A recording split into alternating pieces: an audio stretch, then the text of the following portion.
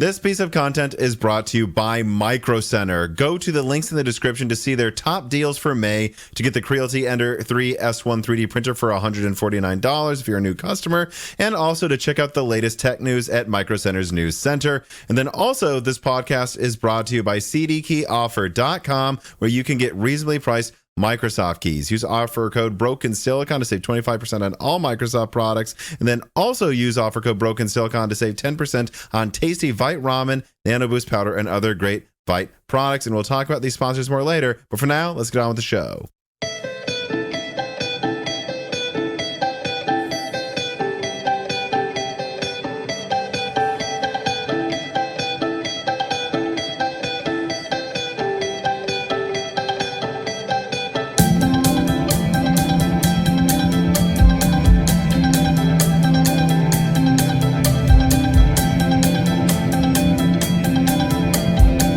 And welcome to Broken Silicon, a gaming hardware podcast. I am your host, Tom, and today I am joined by somebody that, well, if you can believe it, actually, I looked it up. Last time we talked was over 2 years ago, but the title was government, or the abbreviation of government engineer, and now I think you're just willing to call yourself a defense engineer, which I think is a very timely type of guest to have on right now. And there's so much being discussed with the CHIPS Act, and there's been no decrease in instability and geopolitical issues in the world since the last time we talked. So please introduce yourself. You've been on before, but it was a while ago. So tell everybody as much as you want to tell about who you are, where you come from, exactly what you do. And I mean, just also a little bit about, what got you into gaming hardware and what you follow most closely in the gaming hardware space as well. So my name is Matt.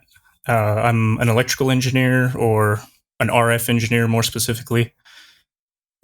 Previously, when I was on the show, I worked for the US government. I won't say which organization, but I've since moved on to private industry, still working defense.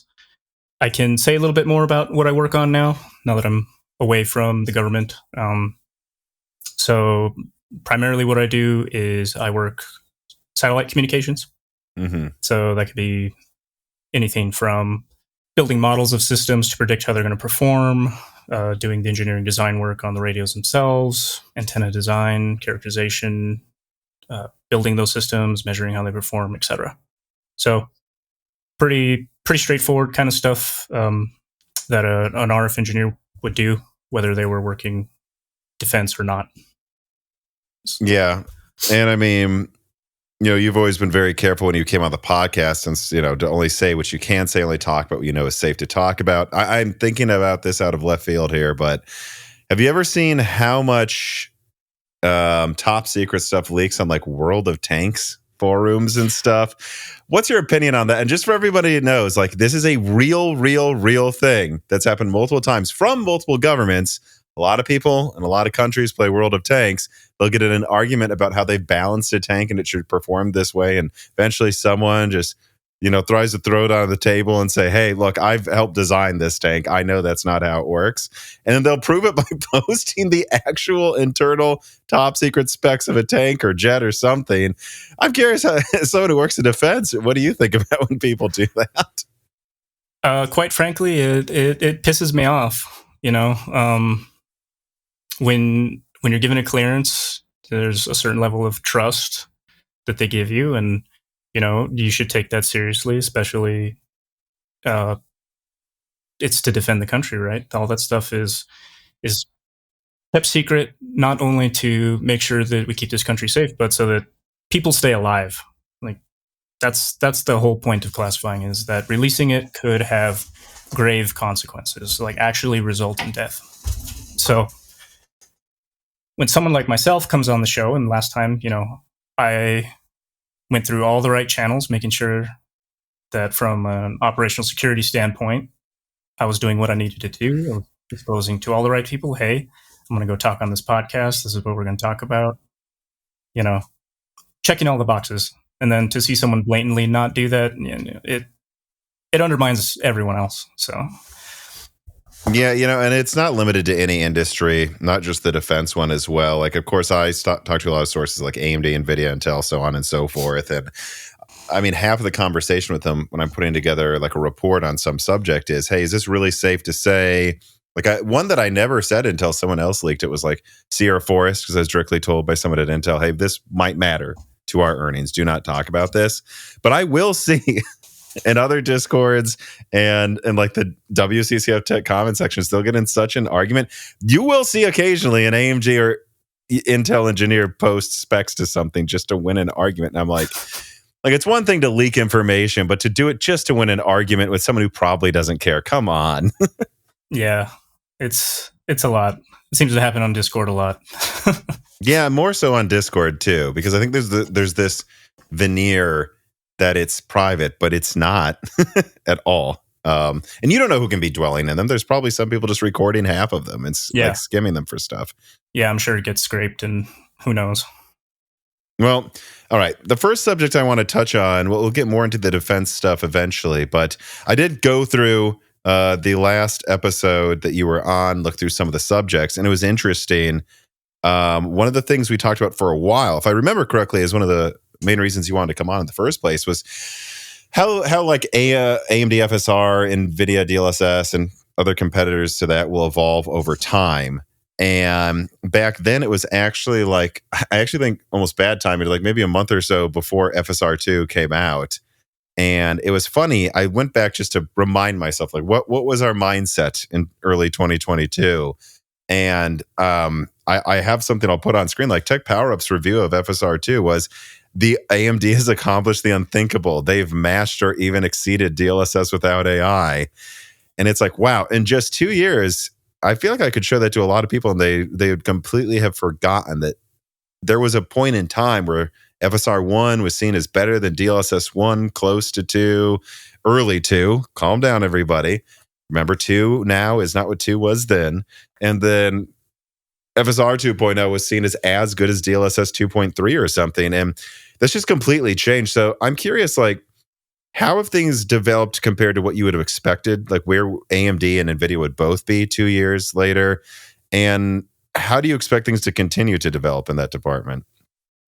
So I remember having that conversation with you, and we were eagerly awaiting FSR2 to come out, and we were having the debate whether or not AMD was going to do some kind of AI machine learning neural net type upscaler, whether they were going to do something generally compatible. And as it got revealed, we saw that it was, just basic shader program. Any GPU could run it. And it was generally received pretty well.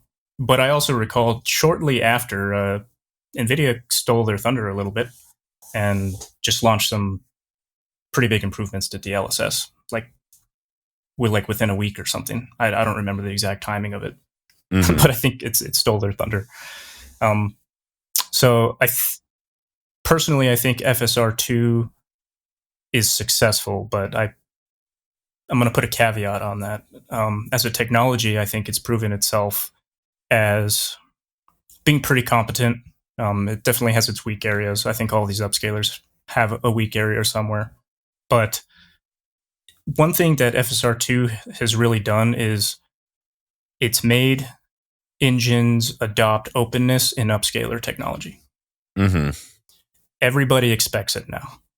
That a new game launches, that it's going to have FSR support, it's going to have DLSS, and it's going to have XeSS. And now we've got, Unreal Engine has their own thing. Microsoft with DirectX. They're going to have their direct upscaler. I forget exactly what that one's called. I think DirectSR or something like that. And even PlayStation's making one, apparently. Right. So in that sense, I think FSR2 kind of stuck its foot in the door before things went proprietary. And that's a good thing. So as a technology, in that sense, I think that is one metric of success. And in a lot of game engines, you actually see them now, at least in a few recent titles, I've seen that FSR2 is the default temporal solution. Whether you're using it for upscaling or not, they're usually not using their generic TAA anymore. It's usually FSR2. So I think that's a good sign. You look at the Snowdrop engine, Ubisoft's new engine that they did the Avatar game with. I mean, that's they baked FSR2 pretty deep into that engine, and they did a talk about it at one of the conferences about the lengths to which they went to integrate that. It's interesting you mentioned that, by the way, like putting their foot in the door for openness, because I've never thought about it that way of like, were NVIDIA to continue to just develop their thing, were AMD to either make theirs closed source or just ignore them, there's a good chance that maybe everyone, but I would assume Epic would want to have their own thing, but maybe not. Maybe it would just be, and it kind of is, just for their programs, and it would be one of these things where like, it's not the default, so devs still spend a lot of time, and I can imagine a lot of people in the comments getting mad already, like working on these other forms of AA because they don't know if your graphics card will support whatever, and now they can kind of just focus on. It feels like devs are kind of moving past worrying about anti-aliasing too much, and FSR being an open standard and making other open standards has made that okay for them to do. This is where a bunch of people jump in and say devs are lazy. But at the same time, it's like, I mean, I don't know, call me crazy. I think it does generally look better than a lot of forms of AA I used to use. Besides, super sampling, which sure, but cut your frame rate down to a third. Have fun with that. Yeah, I agree with that. Early TAA was kind of a blurry mess. Some implementations still are pretty poor, I think. I think FSR2 looks pretty good, whether you're using it native or maybe a step or two below. It's pretty acceptable. And you could argue, too, they were always going to do that, right? Because TAA was a blurry mess. FXAA looked god-awful when it first came out. And yet, all devs were just starting to use it because I just think they were tired of the performance hit from other forms of AA. They were just going to eat it. Right. And we have to be realistic and also just acknowledging the fact that FSR2 and DLSS are just advanced versions of TAA. Mm-hmm. That's really all they are. Then they're like the next evolution of that same idea of let's borrow samples from the previous frame and integrate them into this frame. It's just, they're doing it in a more graceful and conservative way. And by conservative, I mean by conserving information. Mm-hmm. Where do you think AMD needs to go next with FSR, though? Because I do think a lot of people are worried NVIDIA is just going to have a runaway effect where they're like, we're like NVIDIA's like 20% better every 6 months, but 1.2 times 1.2. And it just feels like AMD has an update. It's good. Then they just wait 2 years or not. We don't know. We don't know when they release things. I think AMD has a communication problem right now. I don't think they've had good follow through on some of the features that they promised, or they definitely don't communicate timelines very well, it seems. I'll follow up the last thing I said about FSR2 getting their foot in the door so that everyone else like Intel and other players can get their foot in the door. AMD is not good at commanding that room, though, and NVIDIA is still commanding that room. And so, while FSR2 as a technology, I think, is successful and it largely achieves what it set out to achieve, despite some downsides, it's not selling GPUs. It's not selling Radeon. No one's buying Radeon for FSR2. Yeah. Mostly when I'm just browsing comments on something, anytime FSR2 is announced in a game or gets patched into a game, the people that are applauding it are Pascal owners. Yeah, it's someone with with a 1060 or something that doesn't support DLSS. Or anytime FSR3 is celebrated, it's because it can work with DLSS for Ampere owners. Exactly. Yeah. And I'm glad you mentioned FSR3 because I think FSR3 hasn't had much. The frame gen aspect of it, despite a kind of a rough launch, has largely been better received than FSR2. It does seem to work when it's done properly better relative to NVIDIA. I mean, it kind of just seems to work as well as NVIDIA's the frame gen portion, not the other portions. Right, and my own experience with it, I have a couple of games that use it just to try it out. Initially, when I heard about the idea of frame gen, I thought I'd hate the technology. I'd go, no, it's not going to look good, or the latency is going to feel bad. But actually, by and large, it's fine. I don't have a problem with it. Nicholas Terroir writes in and says, without any warning, AMD just released anti-lag 2. Do you think that AMD is on par with NVIDIA's low latency features now? And also, do you have any idea why AMD keeps randomly dropping huge new features without adequately preparing the press well ahead of time? Was that FSR3? It's like Friday night. Like, and everyone in the press is like, really? Like now at 5 p.m. on a Friday, you're dropping this? With FSR 3, I know they had announced some kind of timeline for it, but yeah, they kind of just out of nowhere dropped a beta version of it, and we're like, go try this out. Anti-lag, that was one they just didn't communicate about. I mean, it had its early problems, and they're like, we'll bring it back when it's fixed. And it's been crickets till now. I think that's unfortunate. You know, that's something that they marketed with the launch of the 7000 series, the RDNA 3. It's like, hey, we got anti-lag. And how long has RDNA 3 been out at this point? And it's just now getting into the driver stack. Now, I realized they ran into issues. The way in which they were implementing it was kind of a hacky way. They were basically doing like a DLL injection where you could get the game to take a totally different code path, and they can put their hooks into it. And I think that's a clever way to add support to a lot of games, at the risk of that it might break something. And it was breaking things. It was breaking anti-cheat. And of course it was breaking anti-cheat, because DLL injection and rerouting code like that is how a lot of malware works. So it's one of those things where at its core, I don't think the idea was a terrible idea, but it got them in trouble and it got them bad press.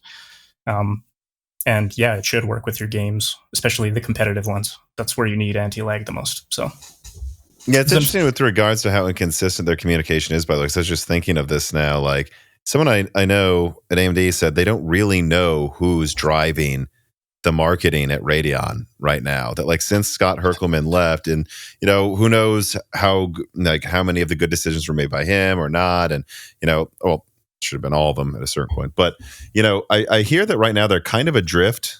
Like they're not sure how to, like after Herkelman's left, there's kind of a vacuum there, and they're not quite sure whose direction to follow. And I think we're seeing that more and more and more as time goes on. It's just how there's pretty much just zero communication about anything they're doing.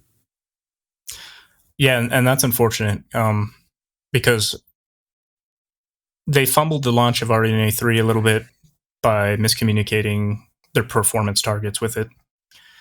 And despite that, I think RDNA 3 is still a pretty good product. It's definitely not bad. I don't think people give AMD enough credit for trying a chiplet GPU. At the end of the day, it doesn't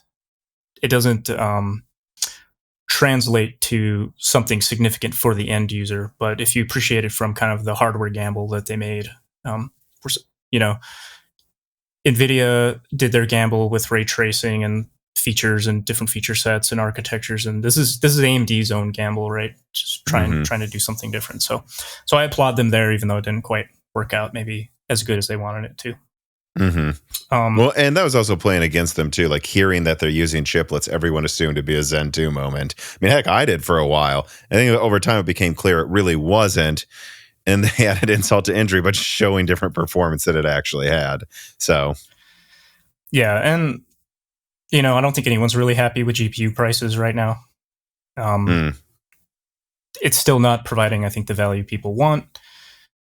That being said, you know, the 7900 XT was kind of a terribly priced, and no one wanted it, and they thought it was going to be a a home run. And you know, the XTX was a good value just by virtue of being half the cost of a 4090, which is not a really a high bar to clear. And generally speaking, I know people would point out the MSRP, but it's like, well, but the 4090 was often $2,000. I mean, right now it is. Right now, I believe on Newegg you can get a 7900 XTX for like $780 open box.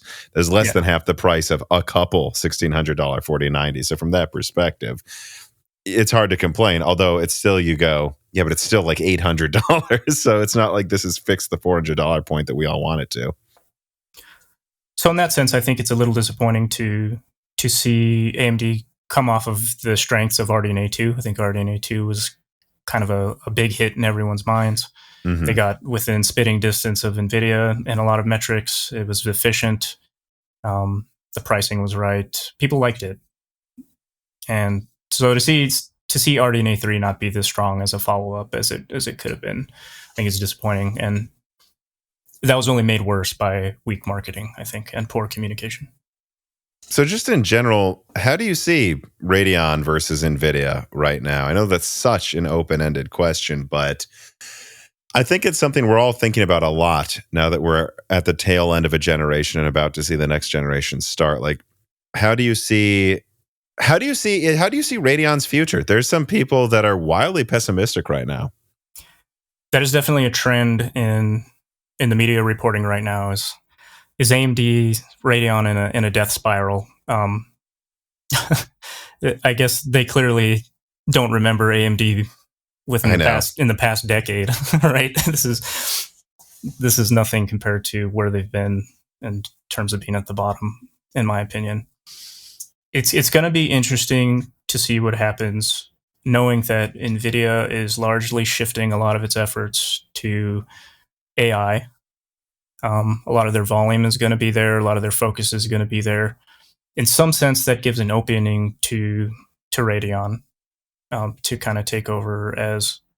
And a genuine opening, like one where not only would NVIDIA say we let them have an opening, they're like, no, we're actually letting them because we don't want to spend money on it. Like, you can have it. And why would you? When you can sell Blackwell for $50,000 or whatever it is, why sell a 5090 for $2,000? Mm-hmm. So from a business perspective, I totally understand why NVIDIA would do that. And that puts also AMD in a predicament because it's somewhat the same trade-off for them, right? If you just have so many wafers to work with, they got AI chips to sell too. And why would they spend effort on what's being seen or reported on as a failing brand or a brand that's struggling when they could just as easily put more wafers toward AI and sell them? Well, I mean, the argument I would make is, I mean, just think of it like chess. I mean, your opponent's taking all of this over here. Well, they can't possibly watch the whole battlefield at once. So this AI bubble, it is going to end. It will. And again, the bubble will end, not AI, people. Calm down.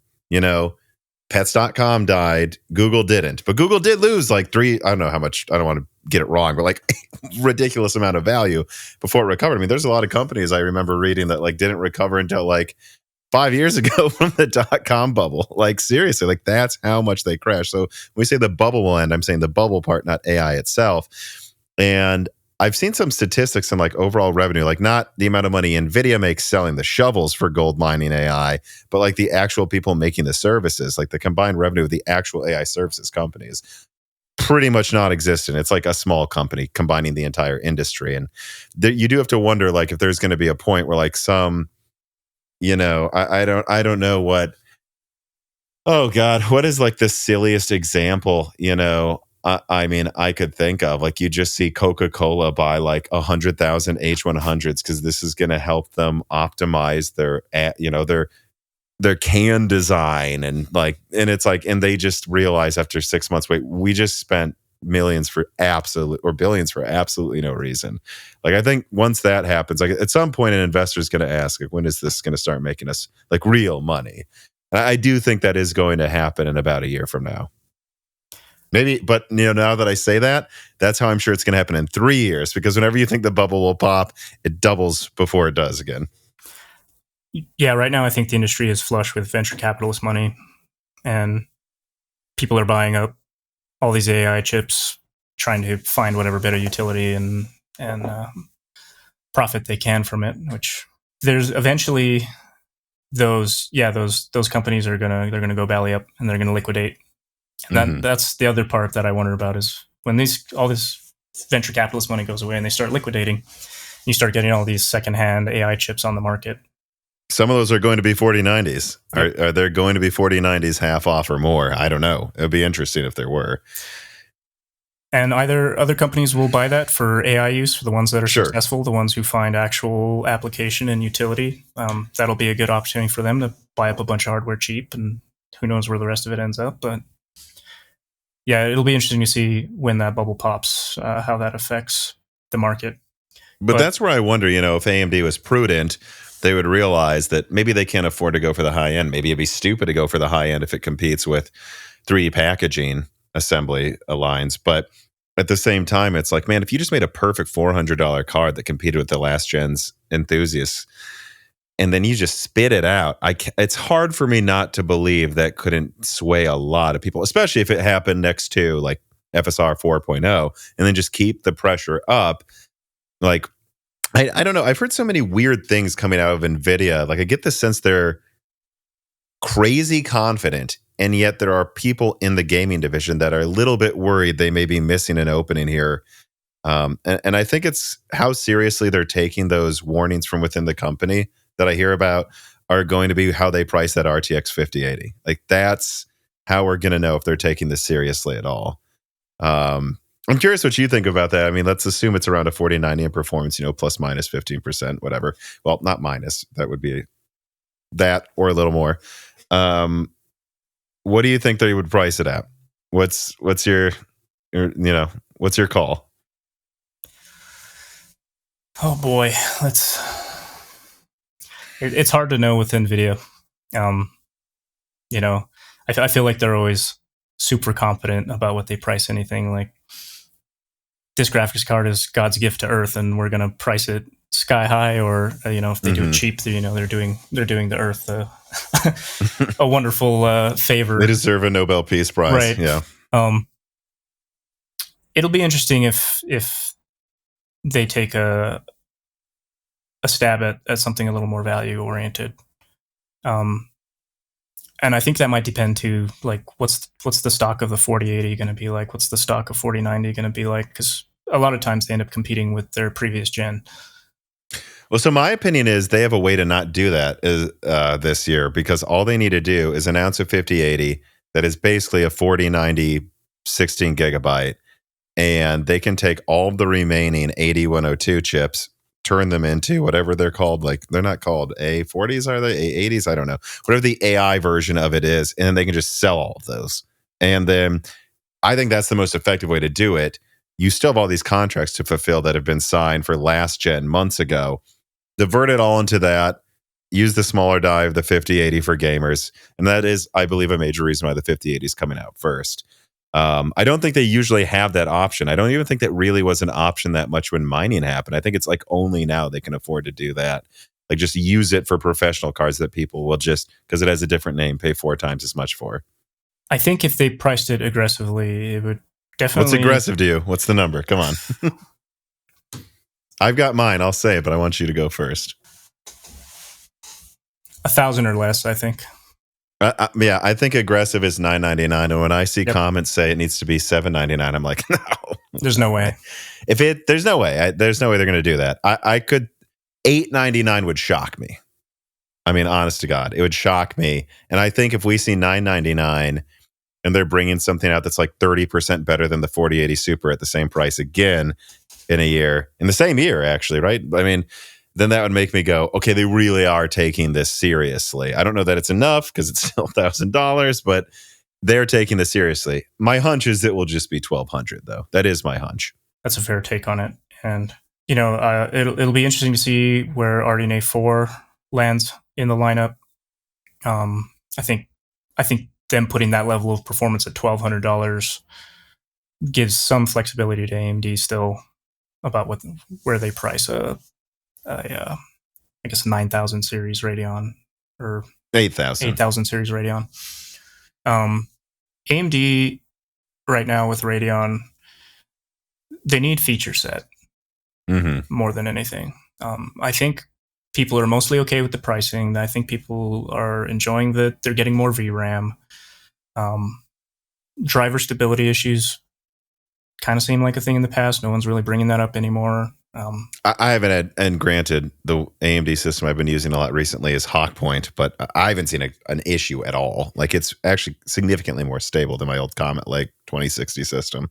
Right, and I own a 7900 XTX, and my driver stability has been fine.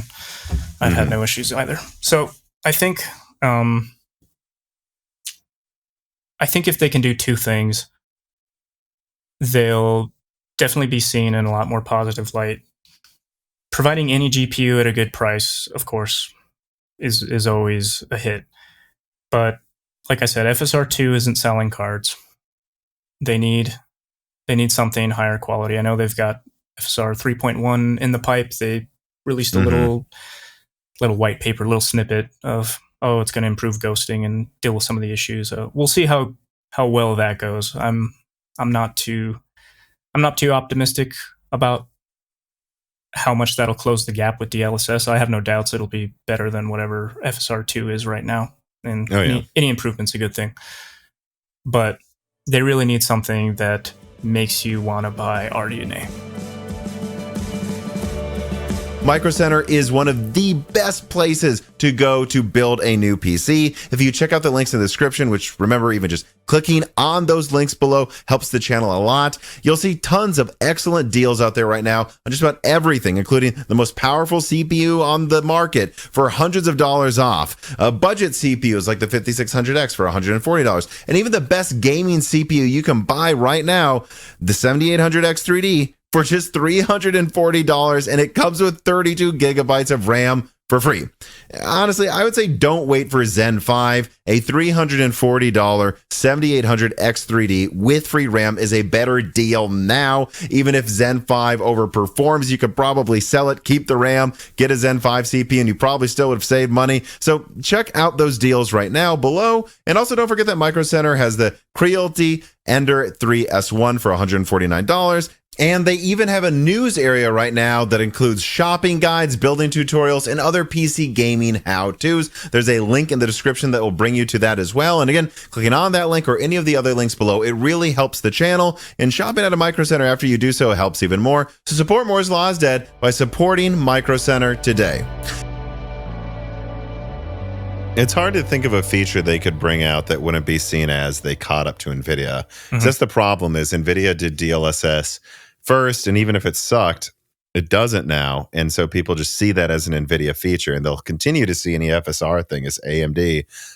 The question won't be, oh, should I get it for that? It will just be, well, is it good enough? Is it as good? No one's going to ask it that question in a positive way, I feel like. But I mean, we saw that PSSR with the PlayStation 5 Pro is supposed to be using AI acceleration in and of itself. So, I mean, one assumes that AMD has some version of that as well coming. And I mean, I would say that they should be spending every dime they can on making sure that is ready for RDNA 4's launch. I would even delay RDNA 4 to have it only come out when FSR 4 is ready, because otherwise I just don't see the point. You need to have all of the, I forgot what it was called, that like DLSS 3.5 does with ray tracing. You have all of those features, and it needs to be competitive, and it needs to be at launch with all of the games, and just a good price. And if they don't have that, and I almost wonder if that's why I still kind of hear RDNA 4, they're still not quite sure when they're going to launch it, because I don't know if they're indecisive about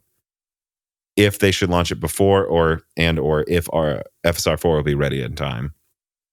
Yeah, that's interesting.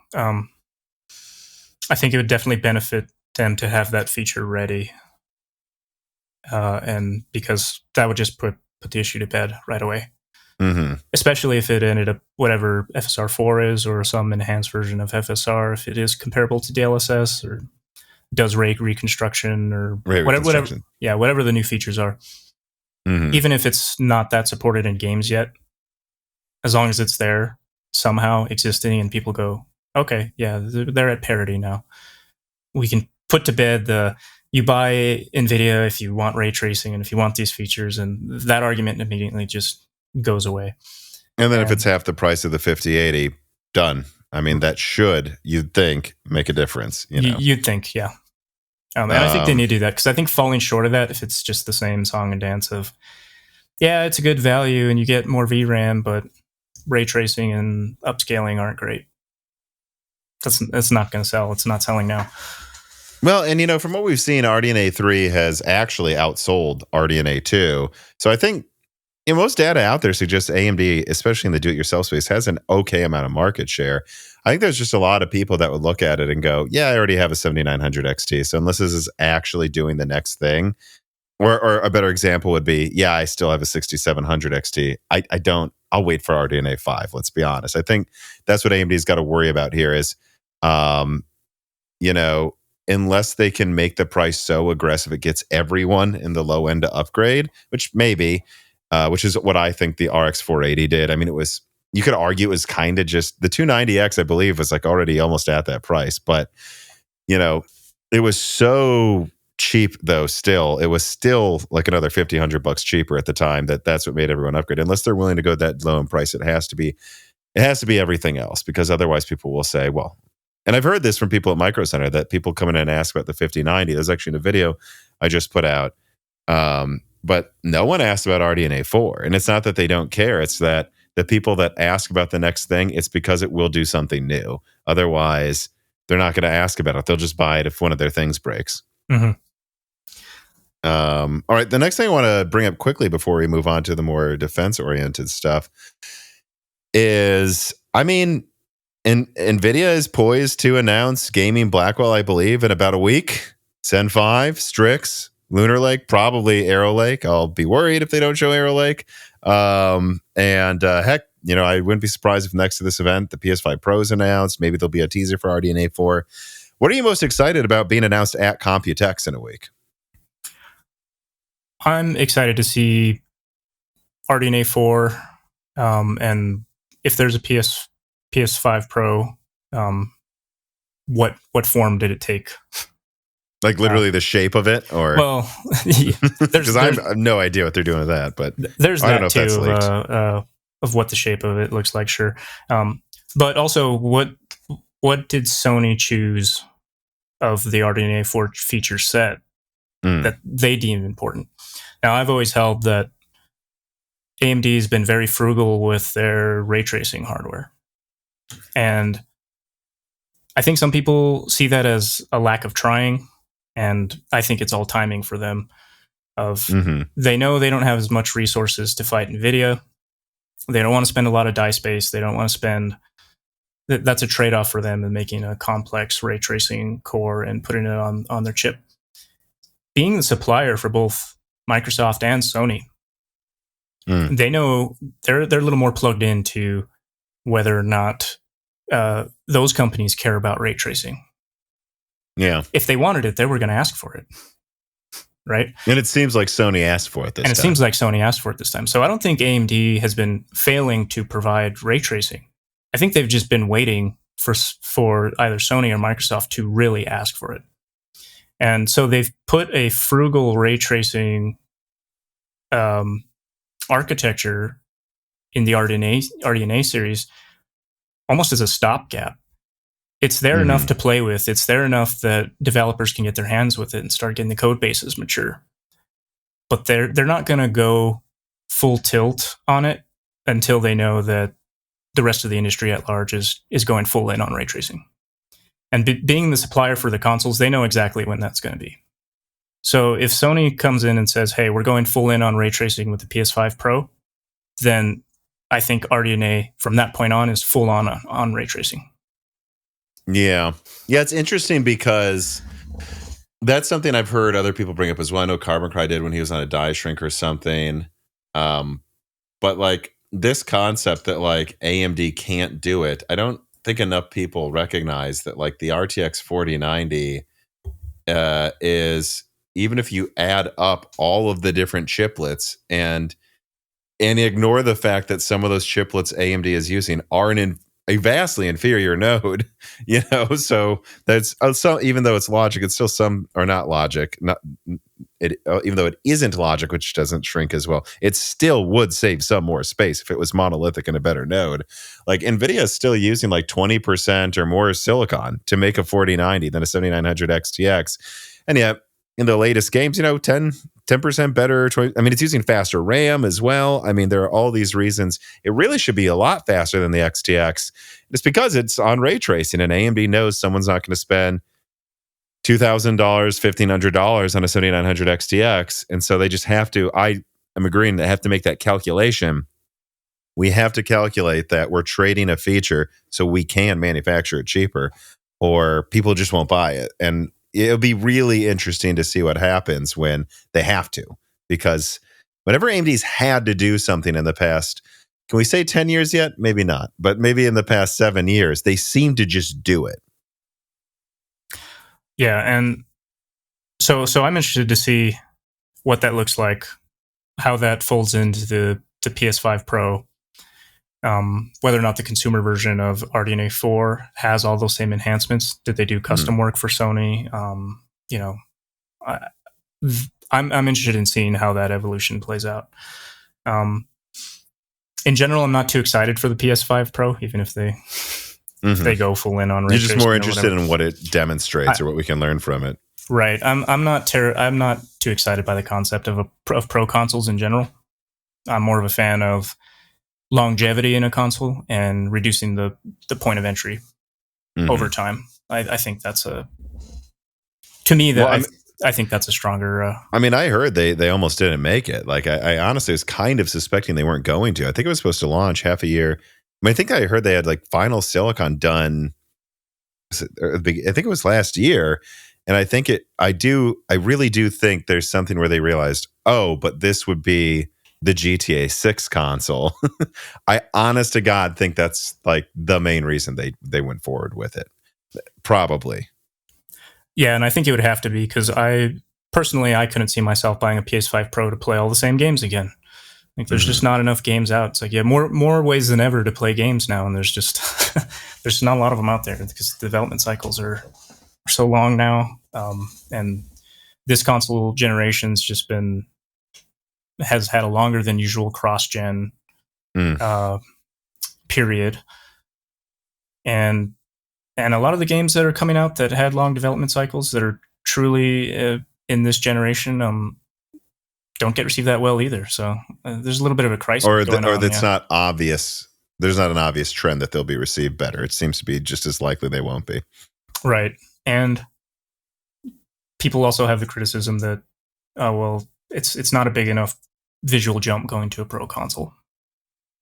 Or it's not as... Well, we'll see. I mean, if they bet on ray tracing, maybe it will be. I don't know.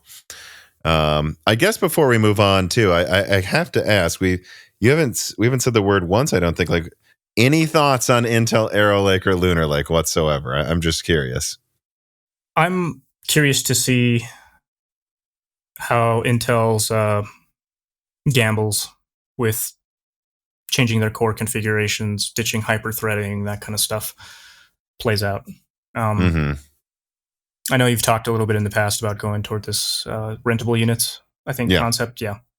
I think that's cool. I think that's something truly kind of groundbreaking that, if executed properly, could change the way CPUs, the way we view CPUs.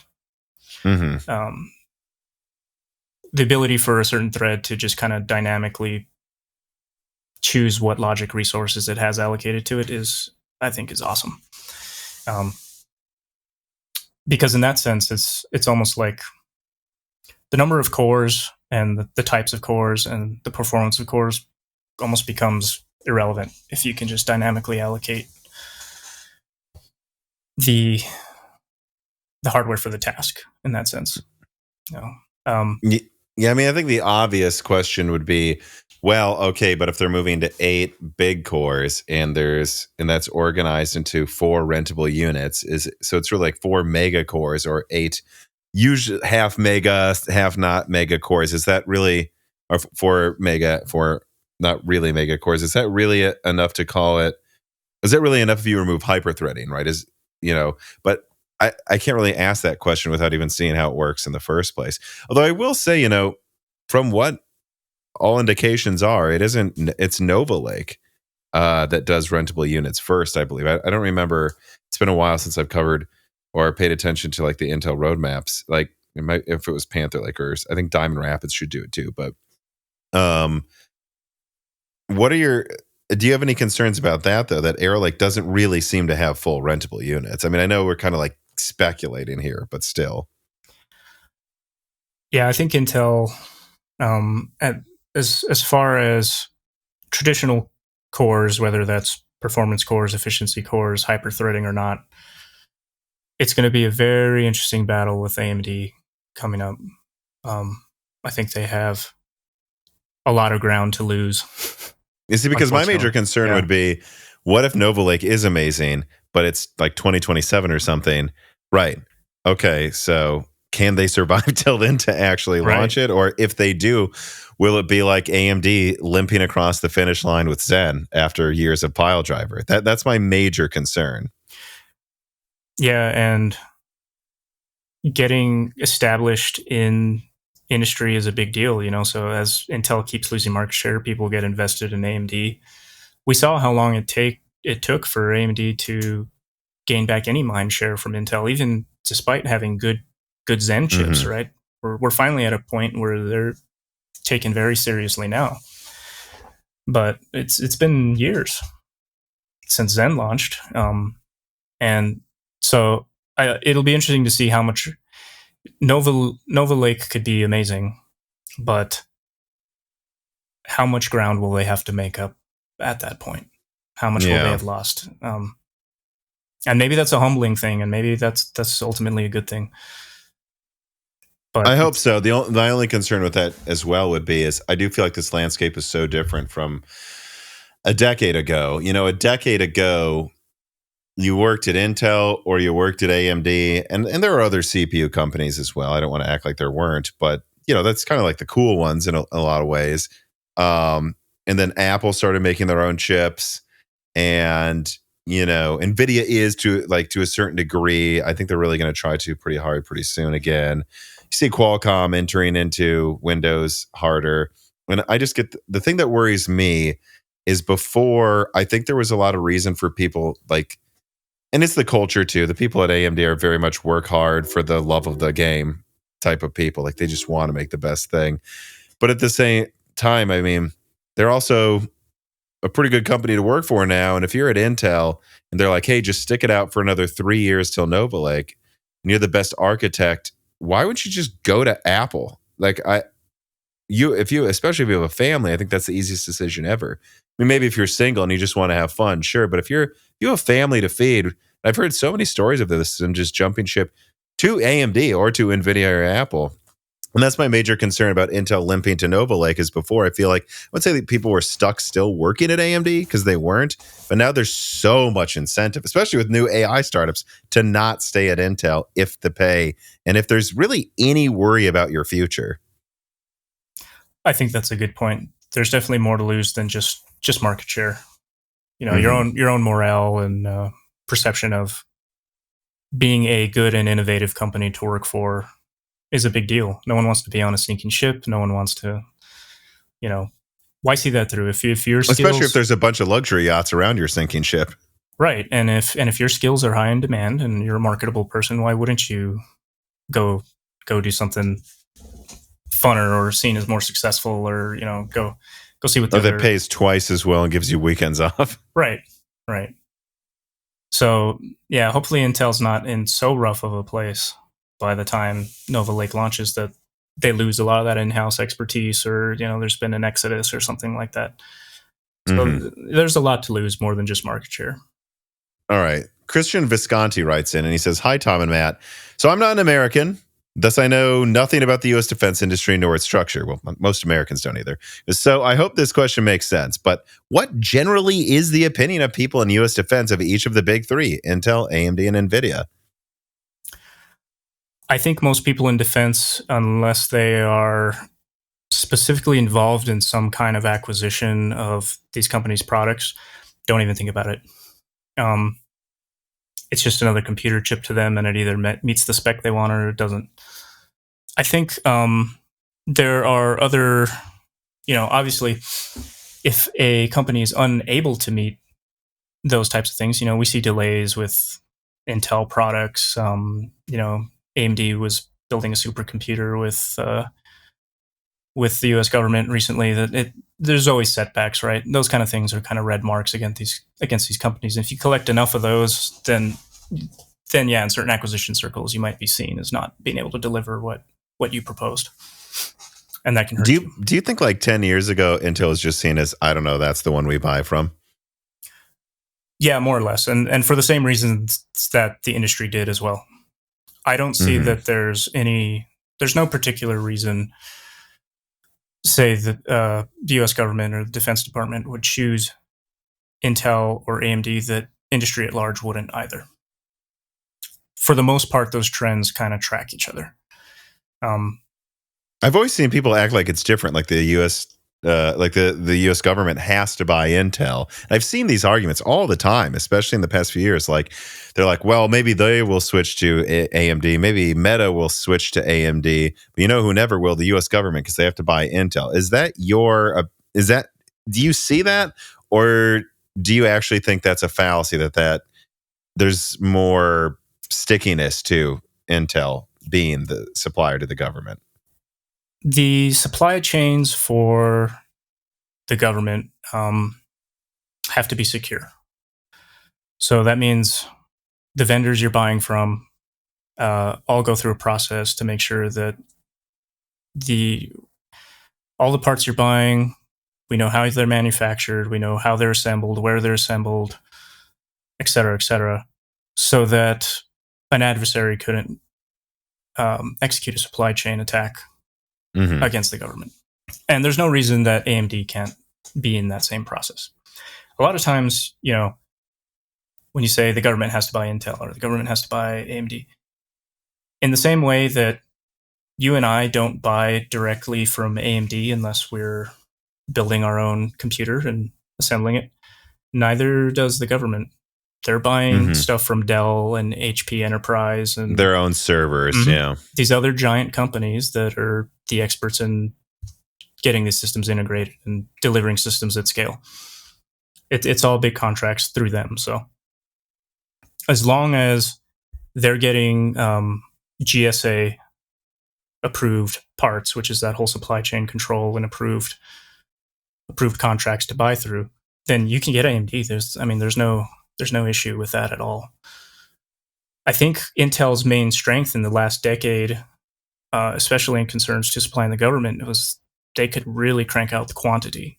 Right. When you're talking about an enterprise as large as the government, you're buying thousands, millions of computers at a time. And whether or not they're the best chip doesn't really matter. It's just, can you supply the quantity? And Intel has always been very good at that. And AMD's getting better at that too. That's kind of the thing I've seen shift, is some of the high volume stuff that AMD didn't really have any presence in, they do now. And that's something I think offline we spoke about this in preparing for this podcast, that I think you basically said like a decade ago, it was all Intel, everything pretty much, and when you say that, it's like, well, yeah, like servers, laptops, workstations, like workstation laptops, like desktops, like literally up and down the stack. And that once like Zen 2 rolled around, something happened where just all workstations were Threadripper or something, right? Like it just happened overnight. But still, because HP and Dell and like Lenovo were using Xeon for their servers, still most servers were Intel, right? And now that's even starting to shift. Right. And so the shift in US government acquisition is largely mirroring what's happening just in the general consumer market as well. And I don't think anyone knows that. I'm so glad you came on to say that, because I think people just like think of like whatever the analogy would be to like the black helicopters magically being everywhere, and like somehow the US government has these magic servers with Intel. It's like, no, they're buying from Lenovo, man. And that's not to say that, there might be some specific program that has very specific hardware needs, and they might be doing something, custom contracts, doing things with certain manufacturers. But by and large, the bulk of computing need for the government is just the commodity stuff that you and I use every day. So from what I'm hearing, if Dell switches to mostly AMD, that's the US government basically, right? Yeah, that's more or less the way to look at it. Do you know, and I don't know why you would, but like, do you know like how much would you typically see HP versus Dell versus Lenovo? Off the top of my head, my gut says it's mostly Dell. In my experience, I've mostly dealt with HP systems when I was in the government. Okay. Like laptops or servers as well? Both. It was almost equally. You did have some choice. What happens is the government bulk negotiates these huge contracts with these GSA vendors. And as a researcher or anyone in the government, there's almost like this Amazon website. It's like a GSA website. Yeah. You go look up what part you want. It shows you what contracts you can buy from. And there's kind of just a list of parts this year that you can buy. So, for example, if I needed like a workstation laptop, I would jump on GSA, go to the 2024 bulk buy contract, and this is the workstation laptop for the year. It's the HP insert model name here, or the Dell insert model name here. And then you have a little bit of option to customize it. Like, okay, it's got more processor options, or I want more RAM, or, I want it to ship with a dock, etc. And this was some bulk negotiation ahead of time where some purchaser in the US government said, we imagine our employees will need this many workstations, this many things, and they're stockpiled or allotted, right? Mm-hmm. And because there are so many regulations around how to purchase things in the government, right? It has to be, you have to be providing equal opportunity to vendors. You have to sometimes prefer certain vendors, whether it's like, this company has, is minority owned, or it's a woman owned company, or, there's all these incentives in the government that they provide companies to operate with them, that they become a preferred buyer. Mm-hmm. And they try to incentivize you buying a disadvantaged seller, if that makes sense. Mm-hmm. Well, and I think a lot of that is too bidding smaller companies against bigger ones too. Like it's like I want to say it's like literally like regulations too, that you have to do that so you don't create some mega monopoly. Like you see in a lot of autocratic governments where there's one computer company, there's one this company. Right, and it is literally an audited process. So they will go through and they will check every purchase, and if it wasn't exactly how it was supposed to be, you can get in trouble and you can face jail time. So yeah, and if the other company can prove you favored someone, like there's how many lawsuits have I seen with like the U.S. military choosing one rifle or pistol over another, right. And immediate lawsuit, always immediate lawsuit. You can't do that. You're supposed to buy our helicopter or something. So the purchasing in the U.S. government's kind of a mess in that sense. It's really long lead times, and despite bulk purchasing, sometimes you don't get what you need. I mean, that happened to me. Sometimes, when Threadripper came out, something I personally did was I went out of my way to fill out all the paperwork so I could get a Threadripper machine. Mm-hmm. And it was something crazy. Like I had to go several steps of supervision up above me. Like the number of signatures that had to get sign off on this, when it was like, why are you buying this machine? It's like, well, one, we're doing high-tech research. Like we should be using the most cutting edge stuff. Like just justifying it feels stupid. And then it's better and way cheaper than Intel. Like I think you said the thing that really got them was this will save taxpayer dollars. Yeah, like that's the easiest thing for me to write when I was trying to do justification. I'm like, this is better and cheaper. Like I would be doing the taxpayer disservice by not doing this. Like that that at least made. And it is true. I mean, it's funny, by the way you purchase things. That sounds almost exactly how I did it at General Motors. Like people will be surprised, like how little choice you have at these companies, and yet you actually do sometimes. Like the company I worked for after General Motors, there wasn't really choice. It was, here's your laptop. This is what you get today, Tom. Too bad. At General Motors, I think if you were early in the company, they would just give you a laptop. But I remember I was like, well, I really would like to work with 2 monitors here.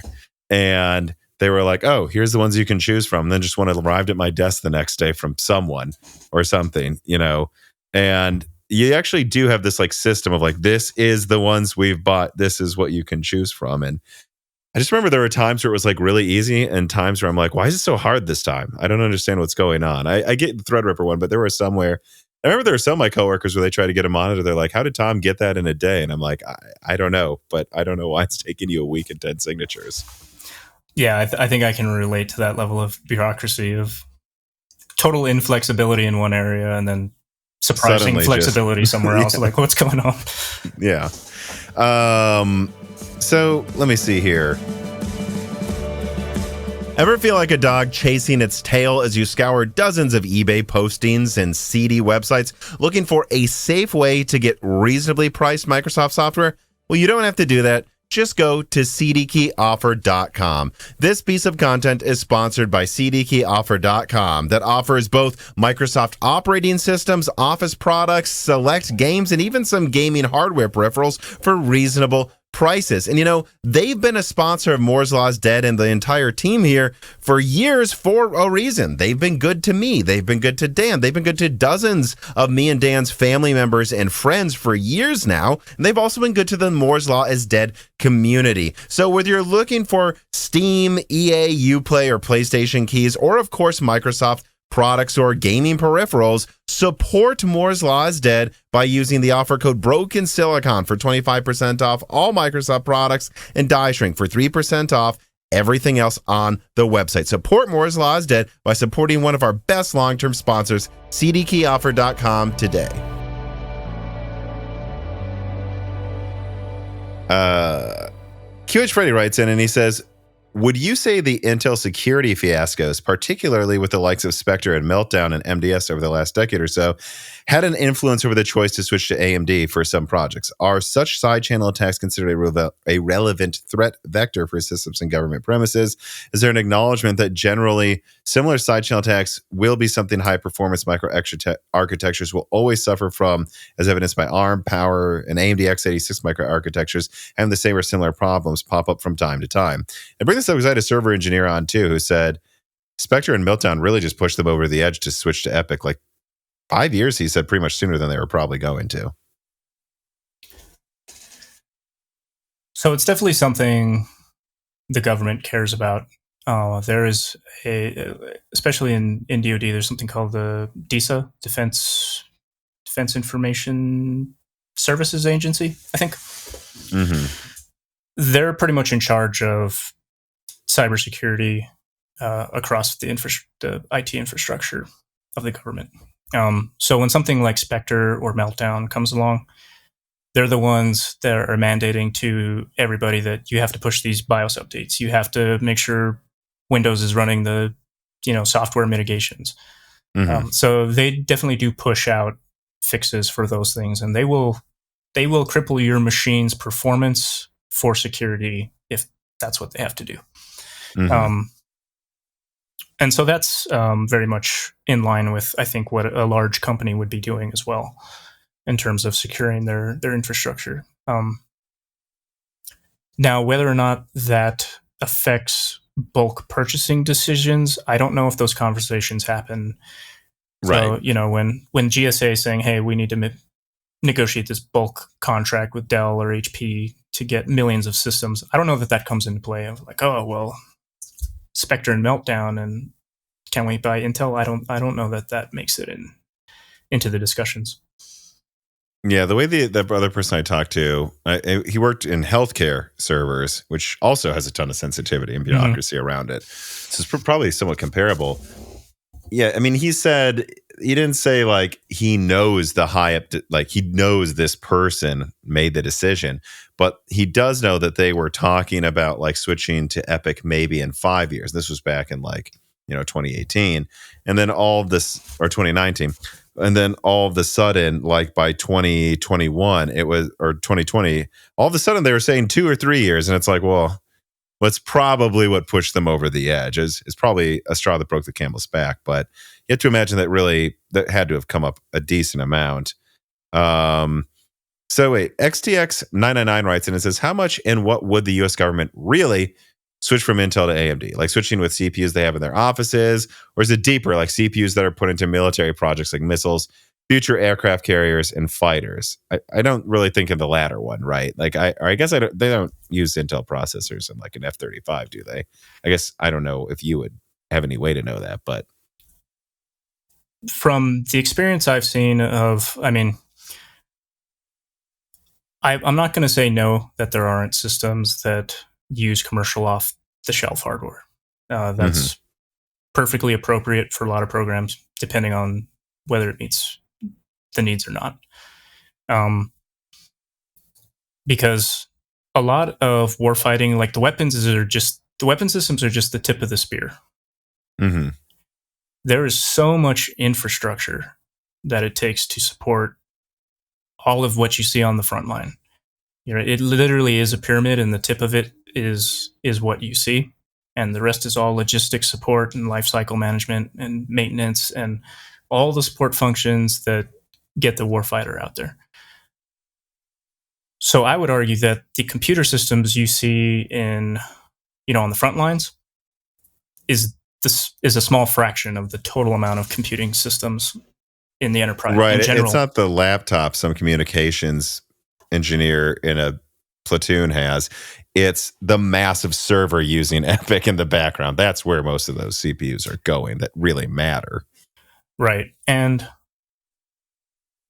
I would also say that there's definitely some trends. I think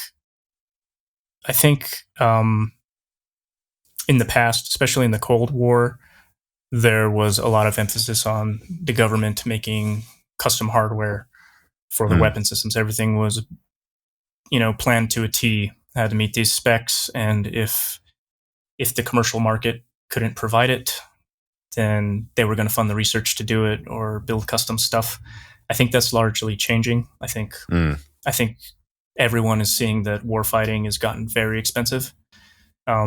And private sector, in a lot of ways, is outpacing government research. Mm-hmm.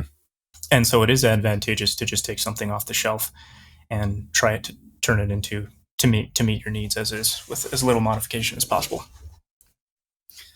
Now, to add to a second facet of his question, though, I mean, and this is something that's more than just, DoD, but I think, you said the second Threadripper, the second Zen 2 comes out, boom, Threadripper is all we're using. Done. That was the easy decision, pretty much, or close to that. It happened first. And then next would probably be servers.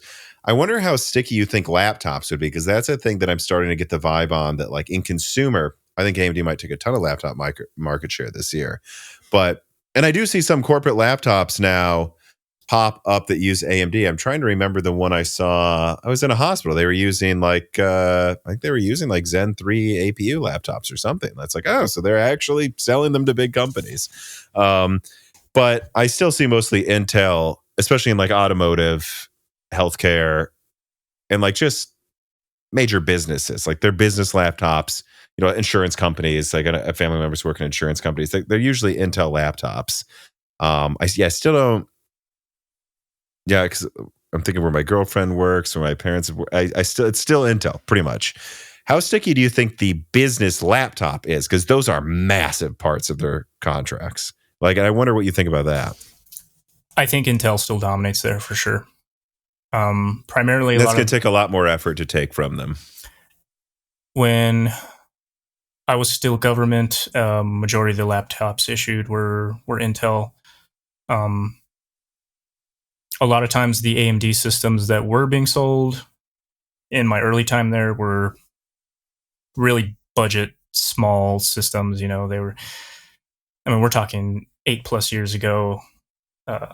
So like Jaguar, Bobcat stuff. Mm-hmm. The only AMD boxes they were selling were these little office mini computers that had an AMD APU in them, were like Bobcat. I did see a few, actually, before I left government. My last laptop computer that I had was actually an AMD computer. No. Was it Zen 2 or what? It was a Zen 2 Zen Pro, 4-core, nothing special, but it was an HP EliteBook, actually. And the build quality was pretty good. I was pretty happy with that computer. But the most of the machines that were being distributed were not that AMD model. Most of them were the Intel version of it. Was it random that you got that one, or did you choose it? I think it was mostly random. Our organization was going through a refresh of a lot of the kind of just general office computers, and I got one of the first batches. And that first batch, for some reason, was all AMD, which I thought was interesting. And then they got a bigger bulk buy, and those machines all ended up being Intel. So there's kind of a mix. So it was like a stopgap purchase probably before they got the major contract in. But strangely, this was the first time I saw the AMD version was actually a little bit nicer. It was a little bit better build quality. it was just the nicer computer. A lot of people were kind of jealous of the AMD one, which is the first time I had seen that ever. You know, it was like, oh, you got the AMD one. I'm jealous. I only have the Intel. Yeah, that is just so interesting to see that shift happen. We're so used to it now, but again, like people remember that there was a time where like people would just dunk on AMD, and like people, if I may, boomers who don't pay attention to this as much, they would see an AMD laptop and they'd probably worry they got a piece of crap. Everyone, doesn't matter how old they are, seem to know AMD's good now. My parents know. It's so interesting how that's effectively shifted. It really has. Yeah, that is interesting. And I'll say now at the new company I work for, still dominated by Intel. Mm-hmm. And I have a Inspiron workstation laptop right now. It's got a 13th gen chip, and honestly, I'm happy with it. It's way faster than most. You know, even though we see Intel lagging AMD in some aspects, like the general trend for computers is still just getting better, right? Right. Like when we're talking about Hawkpoint and Meteor Lake, we're like, yes, like, except in extreme scenarios, apparently Meteor Lake has issues running below 5 watts or something. But like, it's funny. I mean, we're still like talking about a 20% difference here, which is, you know, and it's a lot better than a Tiger Lake. So, I mean, there you go. Right. And so to me, I'm just happy that every time I get issued a new computer, the performance is going up, whether it's Intel or AMD. Like, as long as the trend is upward, I'm pretty happy. And because it really wasn't before. I mean, yeah. How many laptops did I have at GM and stuff? It's like, oh boy, you know, Haswell instead of Ivy Bridge. I don't know. Who cares, dude? Yeah, it was like paying an arm and a leg for a quad core and a laptop every time. And now it's actually kind of great to have so many cores in a laptop, like, and just be able to do work on it. So I'll circle back a little bit to the question of whether or not certain hardware is considered for security reasons. One of the big pushes DoD did do at one point was to rush the transition to Windows 10. Oh, okay. And it was specifically because they were interested in some of the security features Windows 10 had at an enterprise level. Mm-hmm. You know, they liked some of the sandboxing stuff it did, the secure boot, and just they wanted to be on Windows 10 for security reasons. Because some of it was kind of a mix between. I don't even think they used 8. I don't know that I ever encountered a government computer that was using Windows 8. Most of them were Windows. I mean, I didn't work in a government, but I do remember in the corporate world, it pretty much just went 7 to 10. Yeah, that's kind of was what I saw too. So they were rushing for security reasons to acquire these Windows 10 laptops because they specifically wanted. I mean, you could pretty much upgrade almost any Windows 7 machine to a Windows 10 machine. The hardware requirements weren't that steep, but they specifically wanted the Windows 10 security features that did require newer hardware. And they kind of bungled it because they bought, like, en masse these Dell laptops that were, at least my organization did. I don't know that it happened everywhere. Yeah, these little dual core 4-thread. Oh. Spinny drive. No. Barely enough RAM. Every one of those laptops ran out of RAM as soon as you turned it on because the amount of software on a government computer that's there for security and auditing and all that stuff. Oh yeah. It hamstrings it. It's so held back by how much stuff. Like doing nothing, the CPU, if it's a dual core, might be like 50%. You would literally turn those computers on, and I think it was like some kind of McAfee auditing software, endpoint security, would literally just scan that whole drive every time you turned it on, and it would eat up both your threads, and you'd be at 100% load. Every one of those laptops had a battery swell up on it within a year. Oh, physically swell. Yeah. From just being loaded all the time. And so that one really, someone didn't think about that decision very well. But that's such a good example, again, of the blast from the past, where it's like, when I switched companies, I was like, oh, what laptop I can get? It was a quad core, it was fine, didn't matter. But, you know, that was a time where it Yeah, they may give you something with a hard drive instead of an SSD that's going to be a complete nightmare to use. And that's such a good point. Frankly, honestly, kind of anything Tiger Lake and Renoir or later, it doesn't really matter for office work that much. I mean, and that means that since that was already, God, yeah, Tiger Lake was that 4 years ago, it's done. We're safe, pretty much. No, it doesn't matter what they give you. They almost can't make something too slow anymore. I agree with that. It might come with not enough RAM, but the CPU is probably fine. Yeah, it does seem like you're seeing an initiative to not do that anymore too. I think Qualcomm has like a 32 gigabyte or 16 gigabyte minimum. Like it's not that it wouldn't work. They're like, we're not going to let you sell our CPU with this RAM anymore, guys. And I think AMD may be doing a similar thing with Strix Halo as well. And at least, and maybe even Strix, it's kind of a no-brainer thing to require, because you'll see people buy this AMD laptop and they're like, it's so much faster than Intel's, probably just because it has 32 gigabytes of RAM. Yeah, that's a smart idea. All right, so Carbon Cry writes in and he asks, can you explain the Trusted Foundry program certification and what it means or what is required? Like, did Intel seek to certify one of their fabs? Looking at the slate, it looks like there are only two big logic foundries, Skywater, which is mostly old Cypress Semi, 90 nanometer at best, and Global Foundries.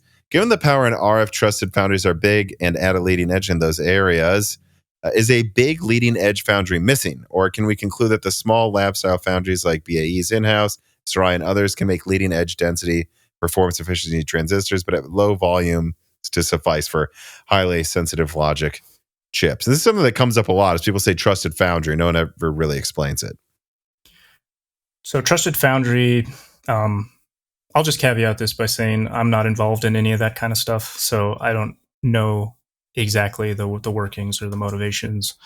My line of work was not involved with any of that. So, but I will say that I'm not sure how much cutting edge, high density logic is looking to be as secure as possible. Mm-hmm. And the reason I say that is usually, let's say you're building an AI farm, for example, for warfighting purposes. You want to be able to acquire as much of that as cheaply as possible, right? It would be prohibitive to spin something up to crank that out at economy scale.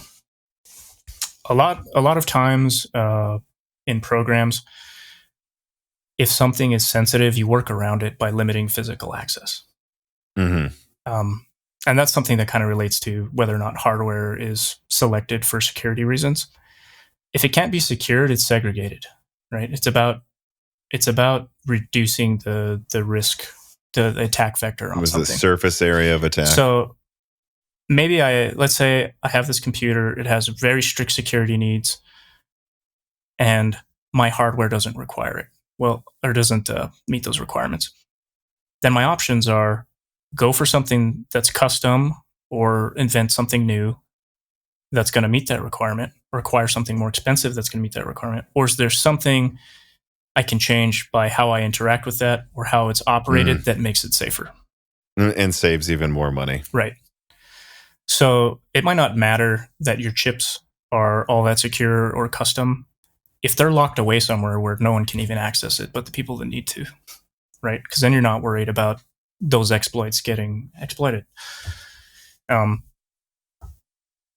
I'm not sure how much the cutting edge has that requirement to have certain specific hardware features that would require Trusted Foundry. The other part that it comes into is like there are certain systems that just can't fail.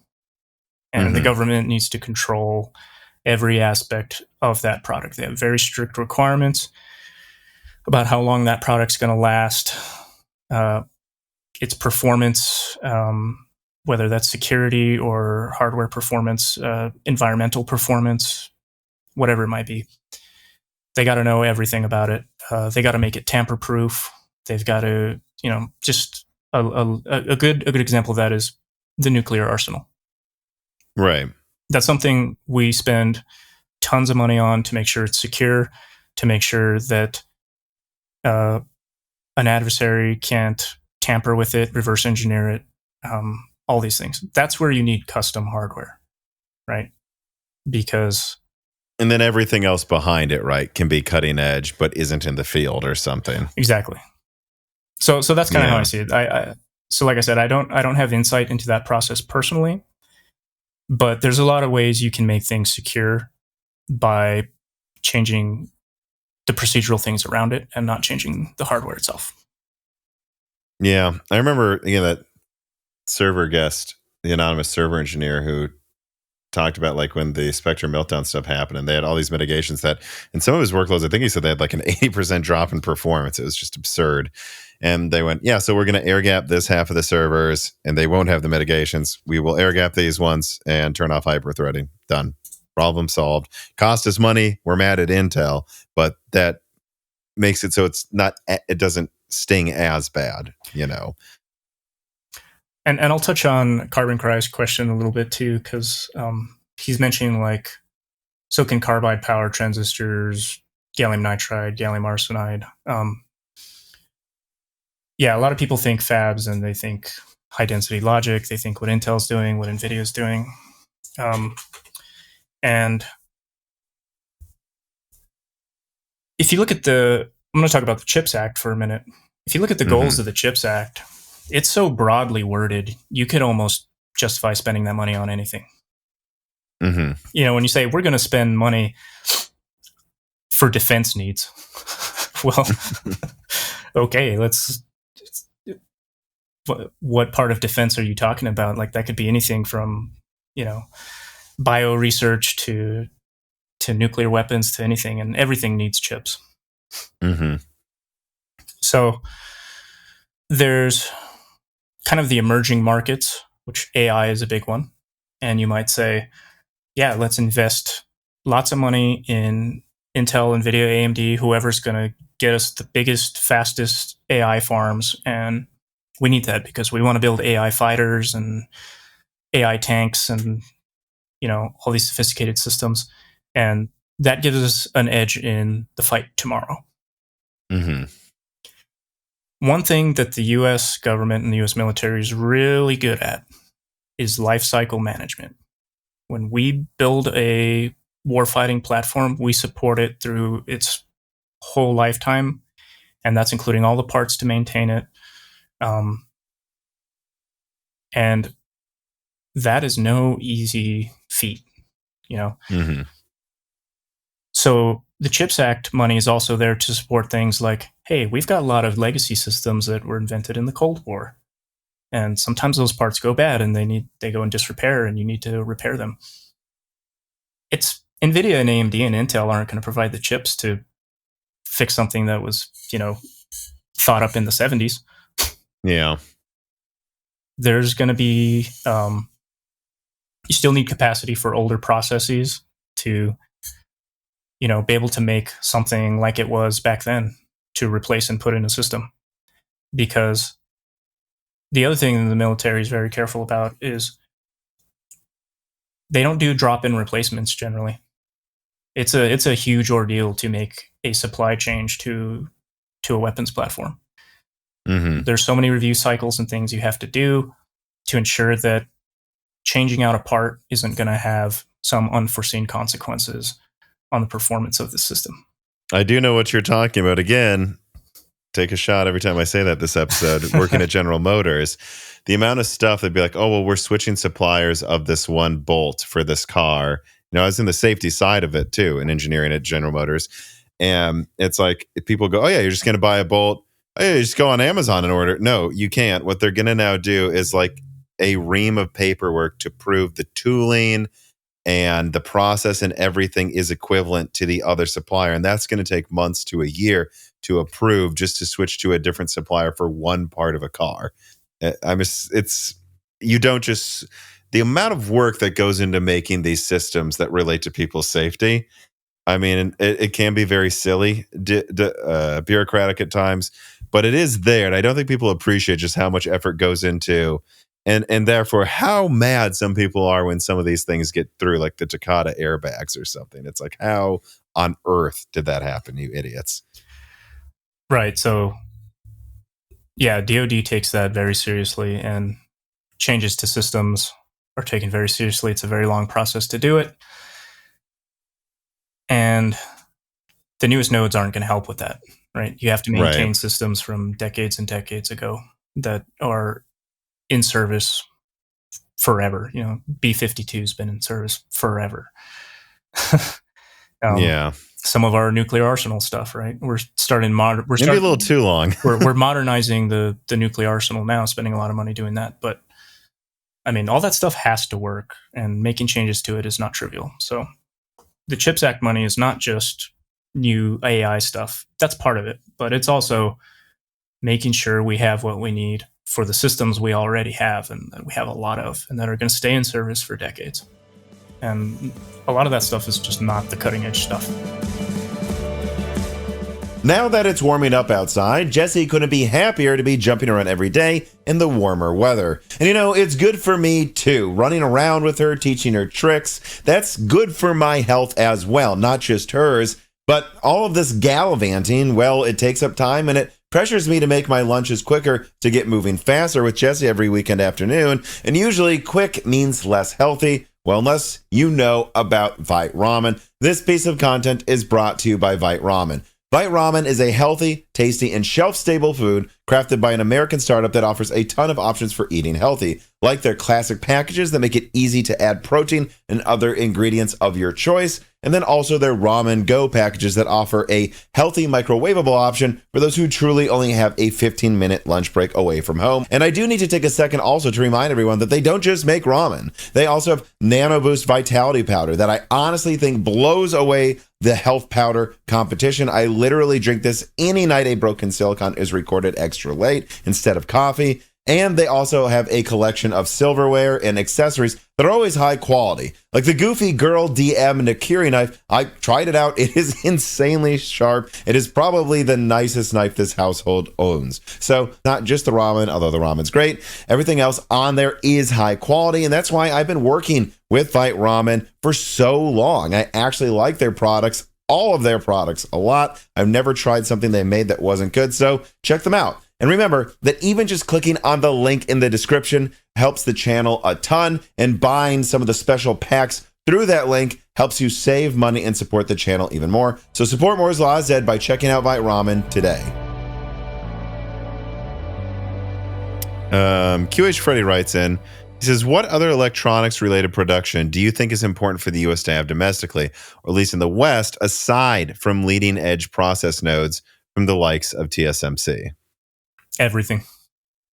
And that's what I think the way the CHIPS Act is useful, but I mean its goals are lofty. It's literally trying to get a whole globalized supply chain to, it's not going to move to the United States, but trying to get the epicenter of it to kind of shift more west, I think is still a win. The thing about Independent George writes in, given the length and complexity of supply chains, how feasible is it really for either the US or China to disentangle themselves from each other? I think they're trying, but it's hard. There have been a lot of reports you can go out and look at that, you take apart a Chinese weapon system, it has US parts in it. You look at some of the supply chains for US weapon systems, they rely on Chinese supply chains. So globalization, in a sense, has been necessary for us to have the technological advances that we've had. And technology will never be divorced from warfare. So globalization and warfare are inevitably linked in that way.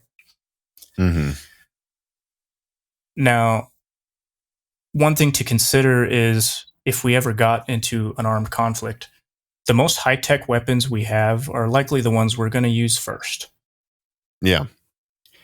And the US got away from a numbers game a long time ago during the Cold War.